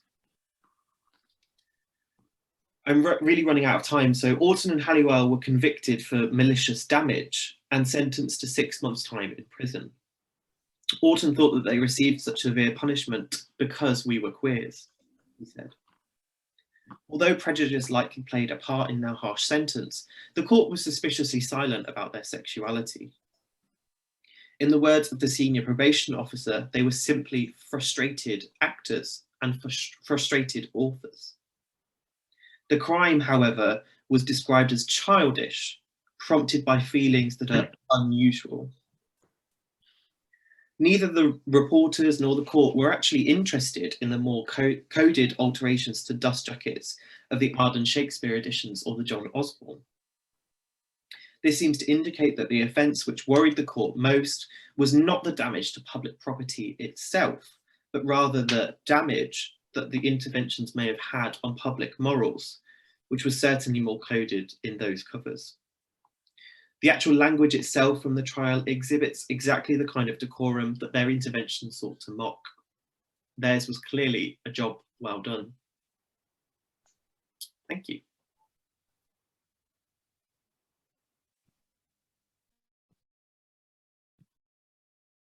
Well, thank you very much, Daniel. I think I'm just going to very quickly now introduce Tom Day, our next speaker. He's actually pre-recorded his presentation because of teaching commitments, but he will be joining us actually in real space, as it were, real virtual space afterwards for questions. So Tom Day is a historian of film and media art and American art after 1960. He is lecturer in American art at the Courtauld, where he teaches courses on post-war American art history and moving image art. His interdisciplinary research is concerned with the moving image as both a subject and practice in modern and contemporary art, with a particular focus on the role of cinema and television in the pop art movement, the history of TV art, and the New York downtown avant-garde of the 70s and 80s. He is currently writing a monograph on the influence of television in the East Village art scene of the 80s, and his first book, entitled Pop Cinema, examines the relationship between experimental film and pop art, and will be published by Edinburgh University Press next year. So over to Tom's recording, I hope. Okay, good afternoon, everyone. Thanks very much for inviting me. Thanks to the organisers at the Tate and at the Paul Mellon Centre. I apologise I'm not able to be there in person and giving this to you on a live in a live session. I've had to be teaching this afternoon, but this pre-recorded, and hopefully with a small amount of time that I've got, I can give you a sense of my work that I've been doing over the years on Jeff Keane, the British artist and filmmaker, and help us use him as a frame of reference for thinking about collage and an expanded view of collage in the 1960s in Britain, but also as a kind of way of hopefully thinking through how Keane himself presents a perspective on the media and some kind of political commentary that he offers as well in relationship to that. So I'm just going to share my screen and get to this. Okay, so Keane, as I say, is predominantly known by historians of both film, media, and art history as someone who deals with the moving image as his core artistic activity. But this is actually not necessarily accurate. I mean, it's belied by the fact that recent exhibitions or the most recent explorations of Keane in major institutions like show at the Tate in the tanks, or inaugurating the tanks in 2012, was to have this massive screen in the round where we could see Keane's moving image work, which relied on collage and animation and sculpted sound and music concrete, and it was mixing these with his drawings and his paintings and mixing them and overlaying them atop one another in this kind of bricolage, this overwhelming totalized work of art, which is something that Keane actually saw as key to his practice, that he was plowing these fields in different media and across genres and modes of art making, but actually he saw his whole life's work as one big collage type project. So he's kind of an interesting figure to think about in relationship to intermedia and expanded discourses of what constitutes a kind of interdisciplinary art practice during the post-war era. And I'm just going to go quickly for a sort of introduction to him, and then what I want to do here is turn my attention to a single film by Keane and explore how, by isolating some of the frames and looking at some of the sources, doing what he actually suggested we do, which was watch his films again and again so we could best absorb their meaning and understand their juxtaposition of images, that we can actually understand some of the ways in which he's commenting on political and media reality in the 1960s. So Keane is probably most famously known, if he's known by art historians, as being a kind of proto-pop artist or even a full pop artist to core, because his painting especially is very pop orientated, even in some cases being a kind of prescient or precursor to major works by figures like Ed Ruscha, using this kind of word, image, sound, dialectic and dialogue which exists in his work, like his word paintings, Zap, of a number of word paintings that he made, or even the slightly more surrealistly tinged Laugh, his painting from '66, which has a believable dialogue seemingly with the work of the Chicago Imagists, who were emerging in the time in the 60s and into the 1970s, figures like Jim Nutt. Though they were seemingly unaware from one another, there's a real conversation aesthetically going on with this work. So it's kind of like an askew or slightly expanded version of pop art that we're dealing with Keane. But as I say, collage was really central to his practice. He created a series of zines and mimeographed magazines, which he would create the covers for, inviting writers like William S. Burroughs and poets like Piero Hellitzer to contribute to these works, and using this kind of extra illustration aesthetic of adding into things from all sorts of disparate sources, not just from printed contemporary media of comic books and magazines and periodicals, but using Victorian books and medical texts and journals to create this kind of anachronistic and also like temporally in flux mode of collage practice, which is actually fairly similar to the kind of core tenets of pop collage as it was emerging in the 1940s with figures like Edoardo Paolozzi, and later with people like Peter Blake, Pauline Botti. So this kind of sense of the omnivorous media appetite that Keane had is definitely something that was also in conversation with perhaps the slightly more politically astute work of Botti, or the slightly more affirmative and less ambivalent, less ambiguous work of Edoardo Paolozzi. So I want to show you a clip from the film, which is about a minute long. And then what I'd like to do is bring a couple of ideas of media theorists in relationship to magazine culture at the time, and thinking about magazine culture in the 20th century, and read them against Keane's work. And we'll also close out with a little bit of a sort of breakdown of some of the key moments in the film, and exploring how sophisticated Keane's actual use of collage as a kind of mode or methodology for thinking about media can be explored and demonstrated. So I'll just show the clip from the film for about 10 minutes, sorry, about 1 minute.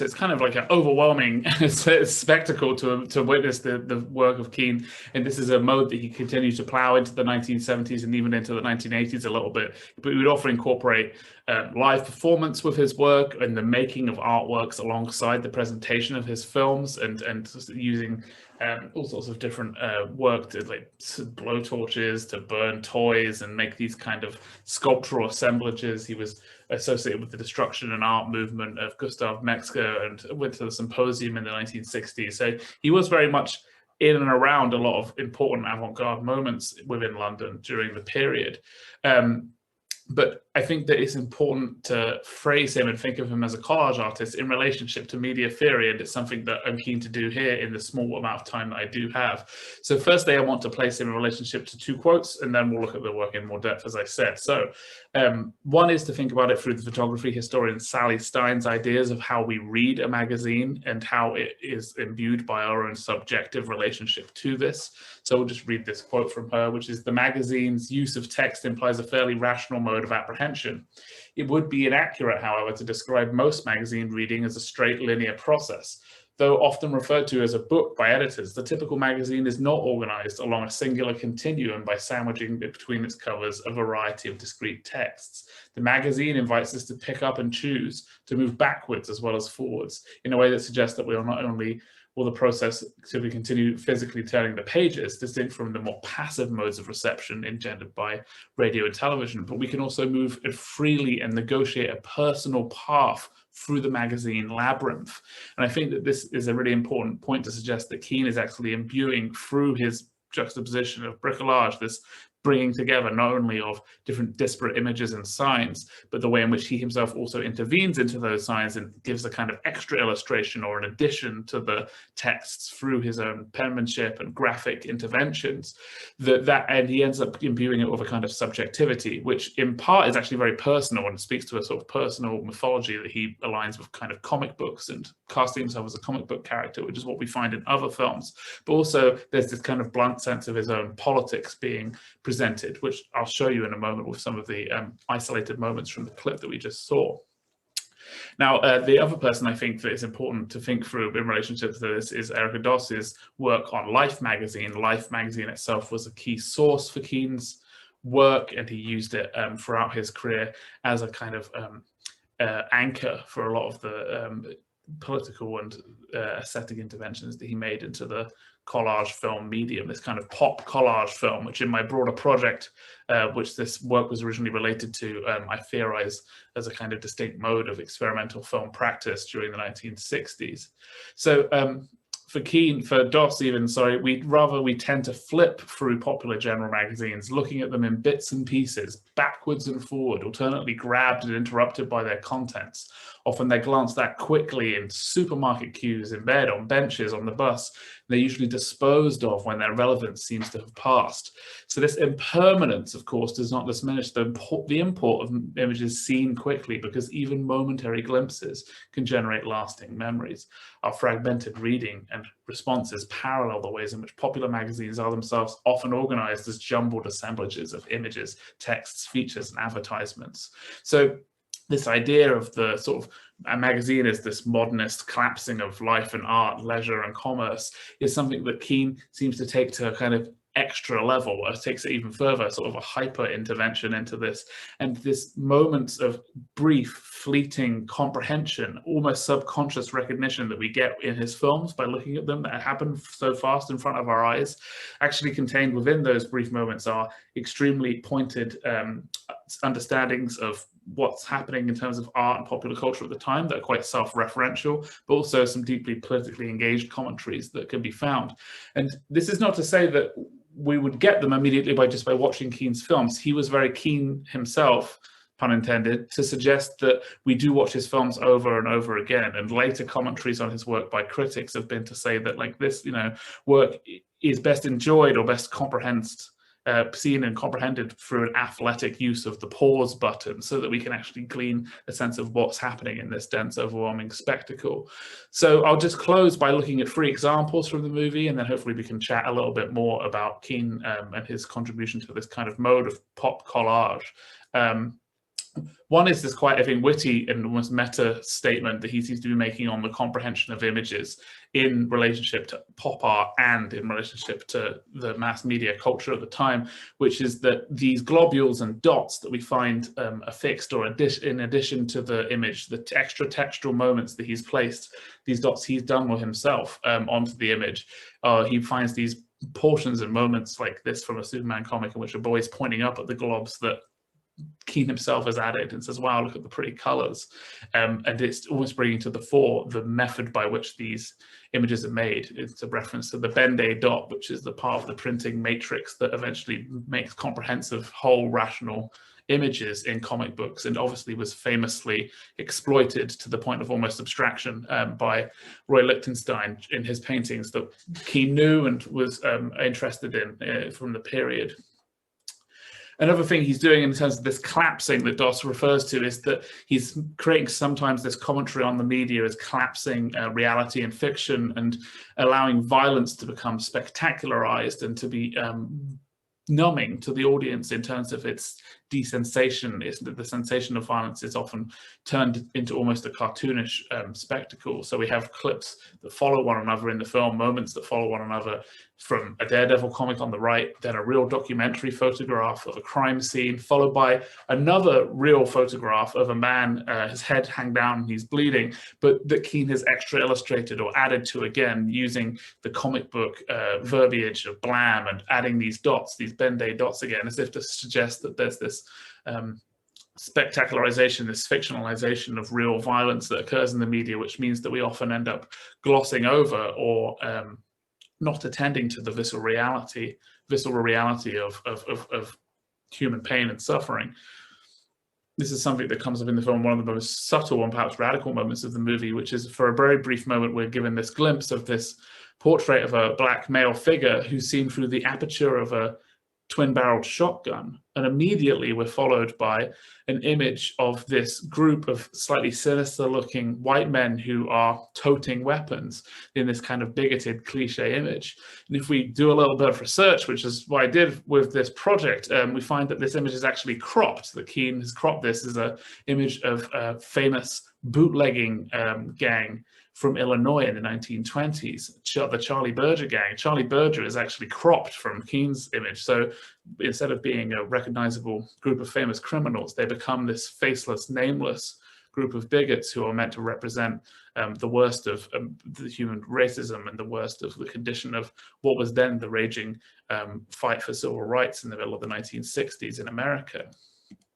And I'll close with one of the more playful images that Keen imbues into his own kind of political sensibilities of being a pro-left-wing or pro-democratic and a sort of very much a progressive figure in his own life by his tying his colors to the mast of supporting JFK by turning him into a kind of abject figure, into a monster. But then if we learn a little bit more about Keen and this movie in particular, it's actually his favorite film, one of his favorite films, and it's kind of a sign of affection and love towards the figure as opposed to turning him into a monster. And this is reaffirmed later in the movie where he has JFK himself turn into a kind of Superman, and he, as a kind of celestial being, exits the frame north upwards into the heavens, being cheered on by statuary and various figures from history as this happens.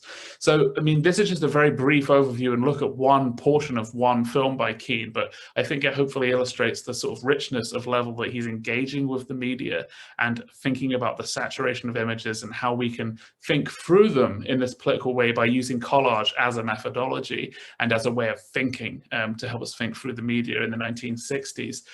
So thank you very much, and I look forward to speaking with you more about the work and about the workshop. Thank you.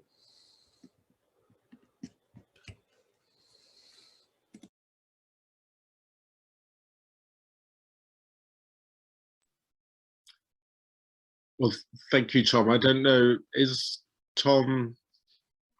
Tom is here. He actually managed to get Hello. in just enough time to see the show.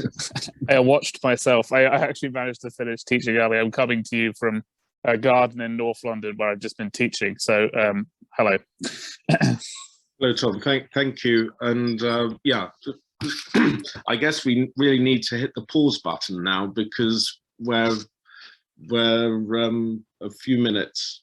Do take Well, take the full 20 minutes for questions if okay. questions are forthcoming, and we will have a slightly shorter breakout room session. So do take time for questions. Okay. Well, I think both, yeah, I mean, both your presentation, Tom, and also Dan's, very different but very complementary subjects. And I think one of the things that really caught me, Dan, with your presentation was something that's, well, a number of things that have already been raised throughout the conference.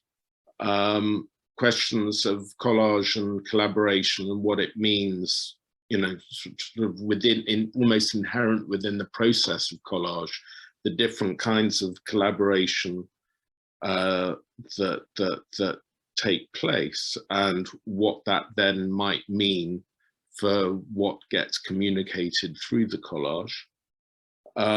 But also, I think this sense of and you go into it a bit, in terms of the public space and the private space of collage, and that public and private space being the place of where they are made, but also where they're seen. And with a project like the book covers, that slips even further in terms of nuance. And one of the things, I just wonder if it's worth, if you can talk a little bit more about that, because also the private space of their bedsit in Knoll Road was also collaged, as you showed in one of the last slides, in a very, very different way to the way they approach the book covers. And towards, well, I guess in the year before their deaths, that environment changed quite markedly, and the wallpaper collage, sprawling collage of these images from art magazines really in effect vanished and was replaced by collages not that weren't collaborations or weren't seemingly collaborations. They were collages, discrete collages, framed collages by Kenneth Halliwell, sort of in preparation almost for his exhibition in 1967. And these three groups of collages have, you know, very different forms of genesis, very different forms of meaning, and very particular kind of characteristics. And I just wonder if it's worth just talking. It's quite a broad, but yeah. Yeah, sure. It's quite broad, but yeah, like you said, I haven't focused too much on it today, but in terms of the interior of the flat, I think it is interesting that you've noted that they did change, and certainly it did change from these kind of colour plates that they were taking, particularly from art history books, to kind of the framed collages by Halliwell, who actually was an artist. But also I think there's a third element there as well, which was actually Autun's own kind of posters, etc., for his plays, which slowly then began to overtake the space where Kenneth Halliwell's framed collages were hanging, etc. So there was almost like this interesting tension, obviously, in their relationship, but also that was reflected on the walls, I think, like a fight for dominance and space as to who get recognized. And of course, we know now that Autun was the one that continues to get recognized. And in terms of what you were saying about the collaboration, it's really interesting because it was a collaborative venture. We know that it was a collaborative venture, but we don't know to what extent each one of them had in terms of the input in the collages. And it's something that the team at the Islington Local History Centre are actually trying to do there. I think they're trying to sort of guess as to whose collages are what. And they're sort of suggesting that the more chaotic collages, like the John Osborne one that I showed, were probably done mainly by Autun because of his kind of the nature of his writings and his interests. and the ones that were done on the covers, like the Shakespeare editions, which were seemingly more formulaic and reflective of the plot, and kind of true, I guess, kind of formal works of art, were more like Halliwell's kind of approach. He had a much better understanding of collage and its material kind of methodology than Orton probably did. So there's an interesting thing there about kind of how this kind of lives on in terms of their collaboration as well, I think. Yeah, I mean, I think also, I mean, Tom, to bring you in, thinking about public and private space as both part of the subject, but also part of the process of collaging. Thinking about the material that's used. I mean, from on the one hand, in the Orton Halliwell book covers, it's either popular novels or, you know, sort of Arden collection of Shakespeare, which is quite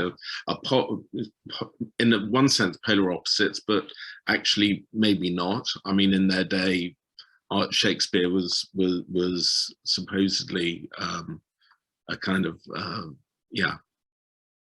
popular form of sorts, but with Keane, thinking about the pop culture nature of the subject matter, but it's something that is, as you said, made more subjective maybe by the film process that Keane undergoes through the making the films. And I think having visited him towards the end of his life and seeing the sort of Gesamtkunstwerk that he lived within and made his work within and saw everything as one. I just wonder to what extent one can really understand his work through, I mean, obviously you can through the close observation of the films and close reading, but need to step back a bit and in a certain way press the pause button, not just on the film so you can repeatedly view them, but also have this sense of the texture of the larger body of work as well. Yeah, I think that's a very good point. I think it's something that I don't really necessarily go into in that talk just then, but certainly Keane did see the boundary between art and life as being fairly collapsed. They weren't siloed. He did live very much as an artist in his studio, and it was the same as his place of where he lived domestically was the same place, and he had such a coterie of other friends and artists around him that he almost formed in some ways a kind of Southeast England, Brighton-based corollary to the factory of Warhol's New York in the 60s, that a lot of the people who he ended up working with and collaborating with outside of his own personal kind of very fiddly process of animating static images into these collages would also, against those, and in other films, he would have a cast of characters and friends acting in these kind of underground movie plots and like the stuff that was lampooning and cherishing that sort of B-movie, cult movie material that he loved so much, that they would remake and reinvent together. So it had that kind of sense of his friends and his colleagues were as much a part of the process of his artistic thinking, as well as this kind of personal mythology of the sort of lonely artist, like being very specific and hold away, playing around with the processes of actually creating the work. I think they had this kind of expanded network, which was very centric to what he was doing in Brighton, because he was very separate from the London experimental film scene in some ways. He didn't take a job as a teacher like a lot of those figures did. He remained working for like the park service for the council in Brighton, and sort of art was a kind of hobby, and he sort of distanced himself from the art world proper, even though he was friends with people like Bob Cobbing and worked in Charing Cross Road at Better Books and did exhibitions there with various people. He was always kind of at a remove from the center of the art world, and because of that could create this kind of personal world that was different from it in some ways. Yeah, no, that's true. Mark, you have your hand up.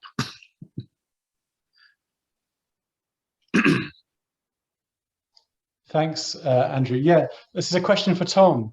It was funny you talking about that loose group of people, because my father was part of that kind of group of people in Brighton in the early 60s as an art student. So he was interacting with the art students at Brighton College at that point, interestingly. But the question I wanted to ask you about was about this issue of the speed of the films and the speed of the imagery, and it's really a question which is relating to how, you know, when we think about collage, we think about the kinds of reaction that the juxtaposition of seemingly incongruous or unrelated imagery has, and then how that relates to the kinds of response we have to that incredibly speeded up kind of imagery that there's a feature of Keen's films, and what ways in which we're meant to read that kind of speed of imagery. And I was very struck because I know at that period in the late 50s, there was a beginning of what was called subliminal advertising, and that notion of the kinds of responses one has to things that one almost doesn't see, and the speed of those. And I just wondered what happens to collage when it's operating at that speed, and our response to it. I think that's a very interesting question, especially relating it to that idea. And I think the book, one of the books, the main sort of manifestos of that subliminal thinking is by Vance Packard. It's called The Hidden Persuaders, and it's all about how subliminal tactics operate within both print advertising, but also within moving image advertisements on television. And I think on some level, and I go into this in the broader writing about Keen, that Keen is attempting to emulate the density of experiencing the media in the world, but almost exacerbating it to the point of it becoming a kind of critique. But I think that might be a too one-sided view of it, and I think that it's that kind of by imbuing the speed with these moments which have to be arrested and removed from that continuum, he's suggesting that so much is in there, that it's so much more than just a simple critique. It's actually, there are moments in it where he's talking about his personal life, there are moments where he's alluding to the history of art or other things, as I've suggested. So I think that maybe don't want to suggest that he loves advertising or thinks mass media is a great thing, but he was certainly not purely critical of it or purely affirmative of it. He is kind of ambivalent, and I think productively so. He's an interesting figure to think about, especially because that speed and the moving image is so a part of promoting that ambivalence in some ways. We've got hands up everywhere now. That's great. Elena, you want to? Oh, hi there, thank you. Thank you so much for your papers. I have a question for Daniel about Orton and Halliwell and their project. How much they were aware about the use of collage among other artists at the time, and how much you think what they were doing in terms of a provocation and inserting in the public realm of the library was at all in dialogue with other artistic practices at the time? Yeah, that's a great question. It's not something that I've looked into in much detail. This research is still ongoing. I'm writing the book chapter for a book that's coming out next year, so some of it is I'm still yet to kind of do. It's likely that both of them were really aware of kind of circles, particularly maybe like the independent group, or kind of like collage artists working in London.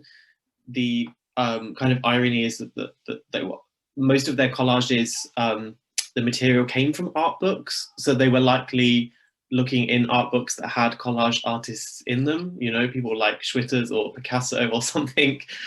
So they were probably like flicking through pages that have collages and things on them to get their materials. So there was certainly an awareness, and Halliwell was actually an artist out of the two of them. You know, he went on to produce a significant body of collages, which are still overlooked, as Andrew mentioned. They're kind of slowly being collected by multiple different institutions. Andrew was a great example of that as somebody who's collected one of Halliwell's. But yeah, it's not really known. I don't really know. What was the other part of the question? Sorry, I think there was like two parts. No, I mean, it's interesting to, just to know that we don't quite know yet. I was also thinking about the art historical context, especially Aby Warburg, thinking of, the collage they did in their apartment and the use of the gesturality of the figure in the painting or in the sculpture. And I was just wondering how much they might have known, both in terms of their contemporary milieu of artists, but also of that research into iconography and the use of the expressivity of the body in Warburg's atlas. But yeah, you might not know yet. Yeah, I'm not really sure. I mean, there are also some claims made about the content of the collages on their walls at home, because a lot of the images are kind of repeated images of like Greek sculpture, for example, like half naked, well, fully naked men doing different things.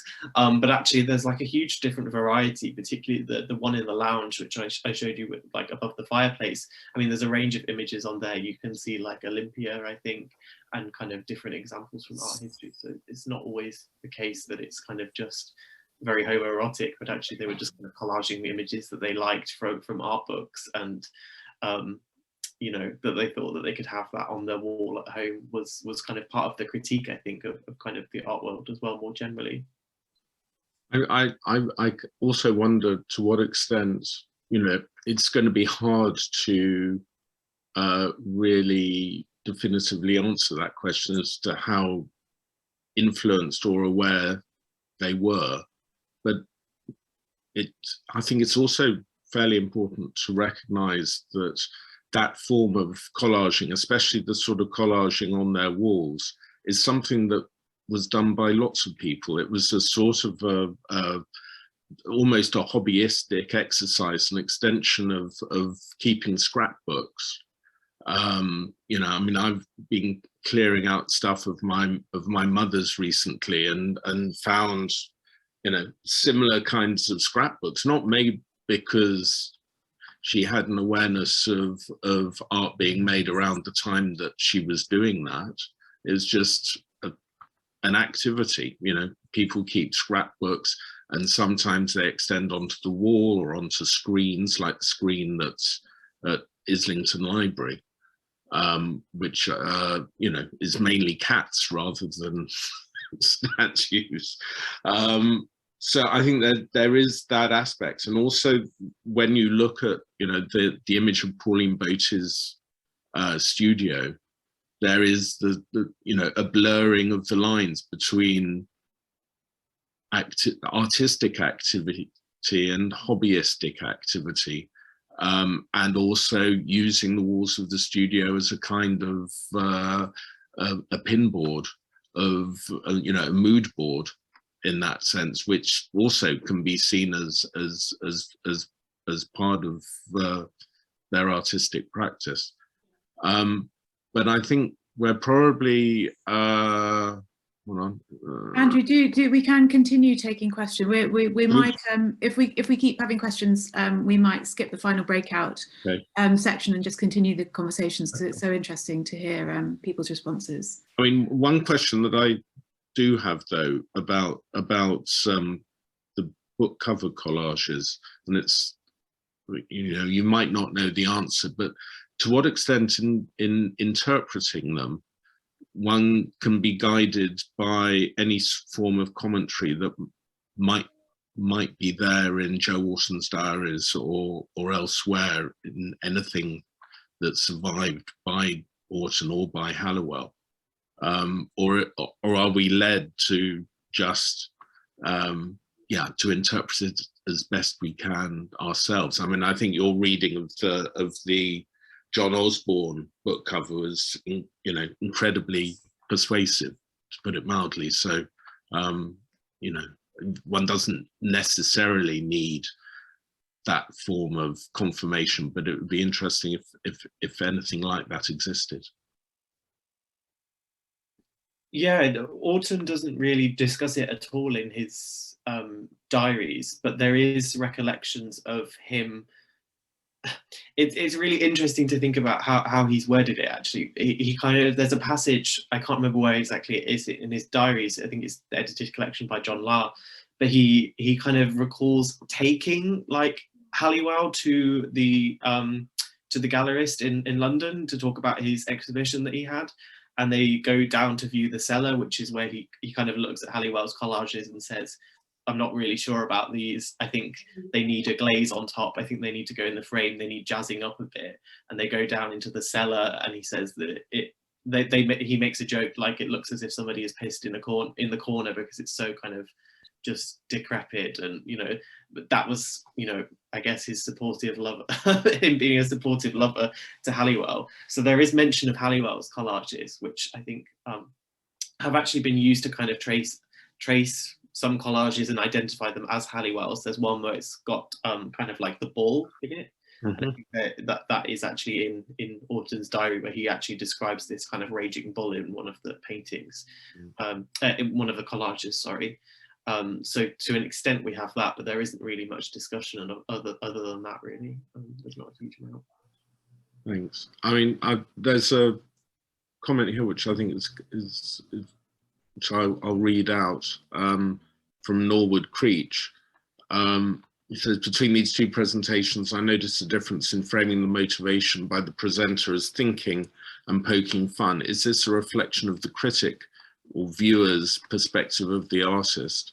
And then a sort of follow-up comment, what might we lose from looking at stills from a moving picture? I just wonder, Tom, if you've got any response to that. I'm not sure if it's something that we lose or gain necessarily, as I think that we should not think of them as stilled pictures, but pictures that are seen in relation to other images. They're not necessarily to be seen in isolation, and the moving image promotes that way of looking. It almost, at its sort of like core or like ontological definition, like a moving image is a collage, because it is a series, especially in like photochemical film sense, it is a series of still images that have been presented with the illusion, or present to the eye an illusion of being continuous and together, but essentially it is a series of disparate images that have been stitched together. So I think that they are not still images. That's the thing that certainly Keane is underlying. That's why he chose to be a filmmaker, I suppose, and not just, I mean, he made conventional static collages as well on paper and incorporate them into his painted works and sculptures. But I think that, yeah, if for him, the film gives us something else, which is a way of seeing images that is different from in isolation or in stillness. Yeah, I mean, I think that, I mean, you're right. A film, by its very nature, edited, is a form of collage, and also, so you have that relationship juxtaposition between one frame and another, or one setup and another setup. But with Keane, you've also got the added collage within the frames as well, within the setups. Which might be more or less animated themselves. They're very complex layering that's going on. Yeah, it's like the intermedial collage is how I refer to it in a couple of places. I think that's an interesting framework for thinking about collage in general. It's not static in lots of senses, and one of the ways in which it's not is that it incorporates, by its very definition, different modes of art practice. Yeah. I've seen more hands. Karen, you had your hand up, and Layla, you've got your hand. Layla, do you want to ask your question? Thank you, Andrew, and thanks to Daniel and Tom. This question goes to Daniel. There's always something that irks me about this project, actually. I think it's probably due to the intervention on public resource, maybe. I just wondered what is known about the wider political critique of Autumn and Halliwell. Perhaps anything, were they engaged at all in any economic critique at the time in post-war Britain? Again, we don't really know. It's more of a guessing game from some of the images.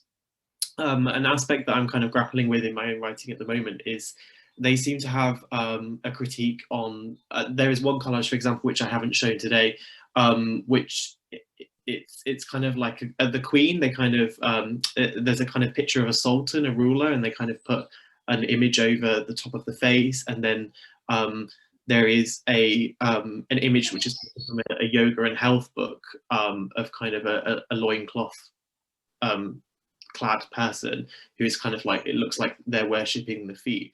And I think it's kind of this commentary on empire and elitism, but in a way there are some real problems, particularly in Autun's own writing, in terms of like Orientalism and the Orientalist gaze. He really objectifies particularly like young boys from Tangier, and there's some kind of a bit dodgy accounts of kind of, he says that he wants to like acquire one of them and wants to have one of them. So I'm kind of grappling with this at the moment and talking about how kind of that there is an irony here in that, you know, many people have talked about it, that they're interested in this kind of critique of empire and social class and elitism, but actually how this might be co-opted actually into their work itself. But again, we largely don't know. I'm just kind of guessing from the visual iconography that we have to work from the collages themselves. Thank you for that. Yeah, there's always red flags with the 1960s and visits to Tangier. So thank you for commenting on that. Thanks. Thanks. Karen, did you had your hand up, but do you want to put it up again, or? Kind of both things have been answered by the last two questions, in a sense. I was thinking about motion and sequence within Jeff Keen's work, and particularly around the violence of the cuts within Daniel's presentation in relation to the sort of structural violence that they were sort of wreaking upon the library services, which was definitely questioned by Layla as well. So yes, I mean, I don't really know if there's anything else to add, but that was pretty much what I was going to ask. Thanks very much. I mean, I just wonder if it's worth just opening it up more generally, and take your point, Tom, that you just said earlier about the intermedial, because I mean, one of the things that I find about thinking about collage, certainly in the 60s and moving into the 70s, is the sense in which, you know, you think about collage as not so much of a thing, but as a process. You then think about it as something that is defining a wider range of artistic practices, you know, and the intermedial between, you know, finding a practice that is a bringing together, a collaging of different practices is, I think, one of the more important results of that sort of approach. And I just wonder if anybody, I'm treating this whole gathering as a breakout room, if anybody might want to respond to that.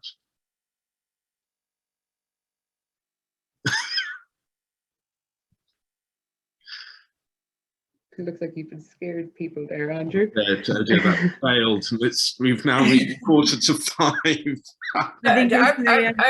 I've posted something in the post because throughout this, I keep coming back to concepts that I consider of collage, of bringing fragments together, where they be mental, visual, tangible, in sensory, time. My question about the video had a lot to do with time, because I think time can be a really important element to try to interject into a two-dimensional form. And in some of these, and it stems from the original talk about the feminism, and then the male works seem a little bit more compartmentalized and tight, and there's a different quality. And I'm wondering about these as symptoms of, what did I write that I finally got to?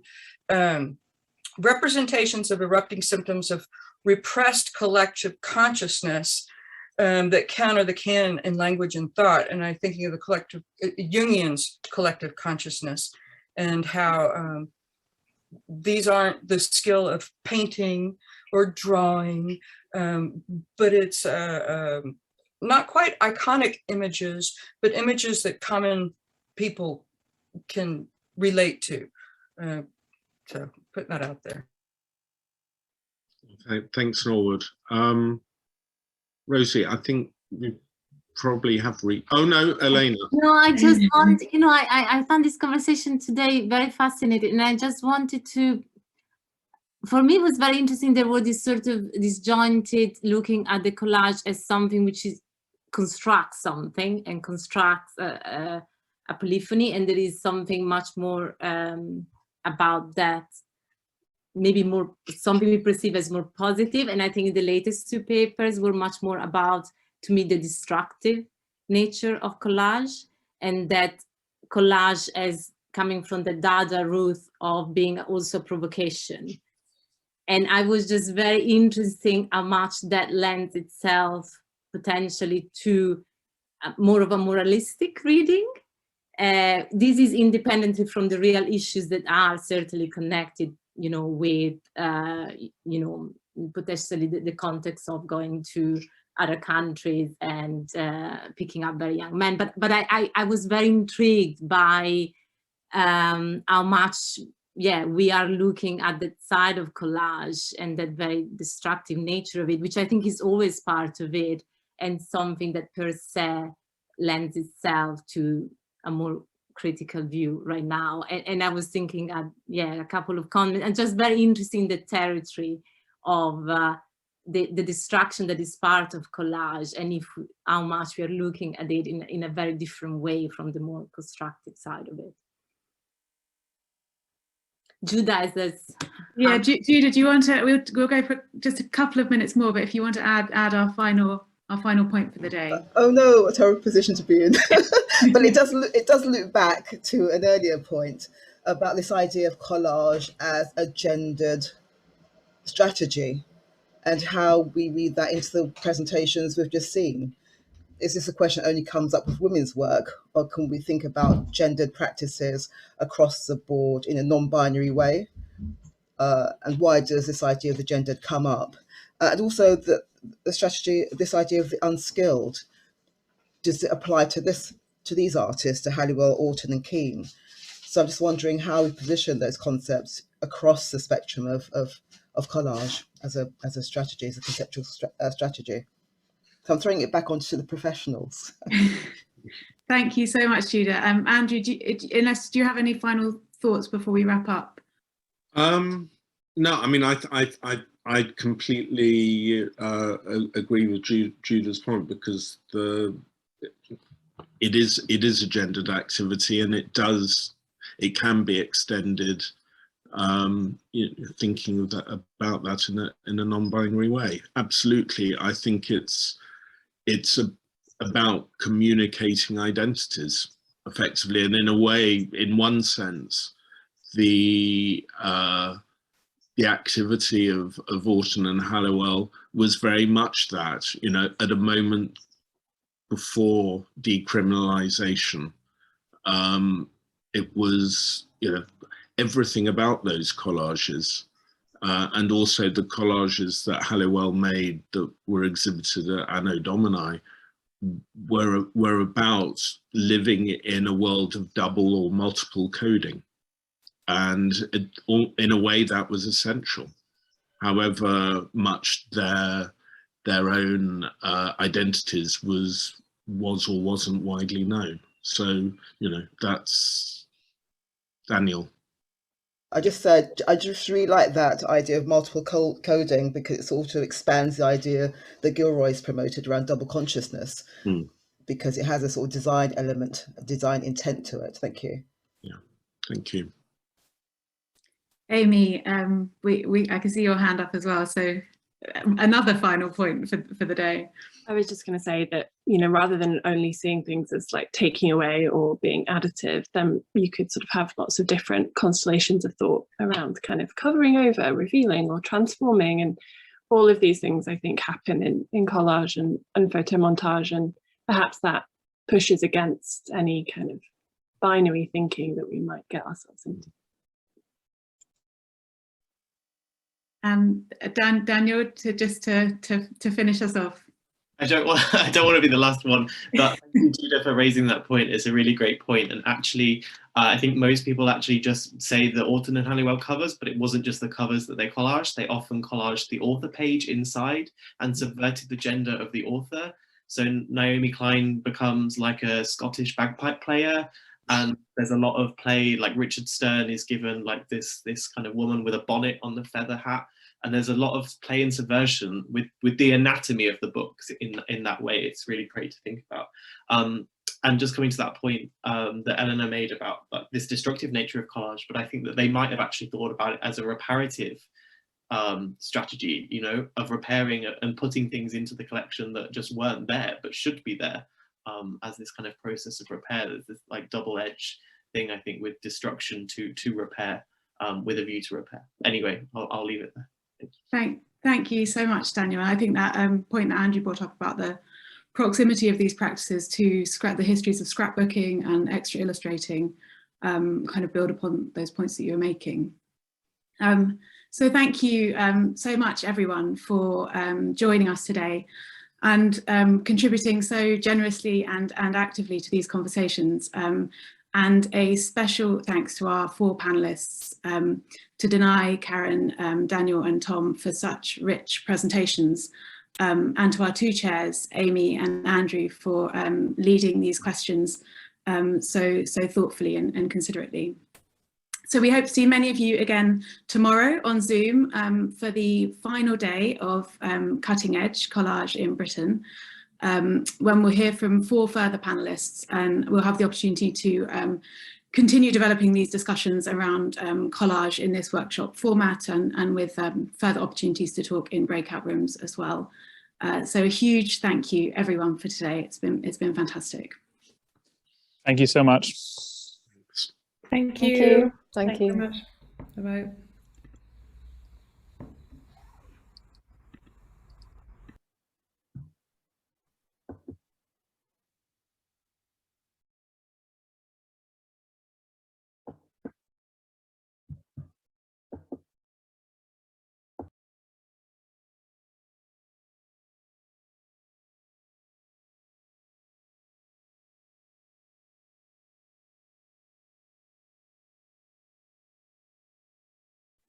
Rosie, you need to end it because you're the host now.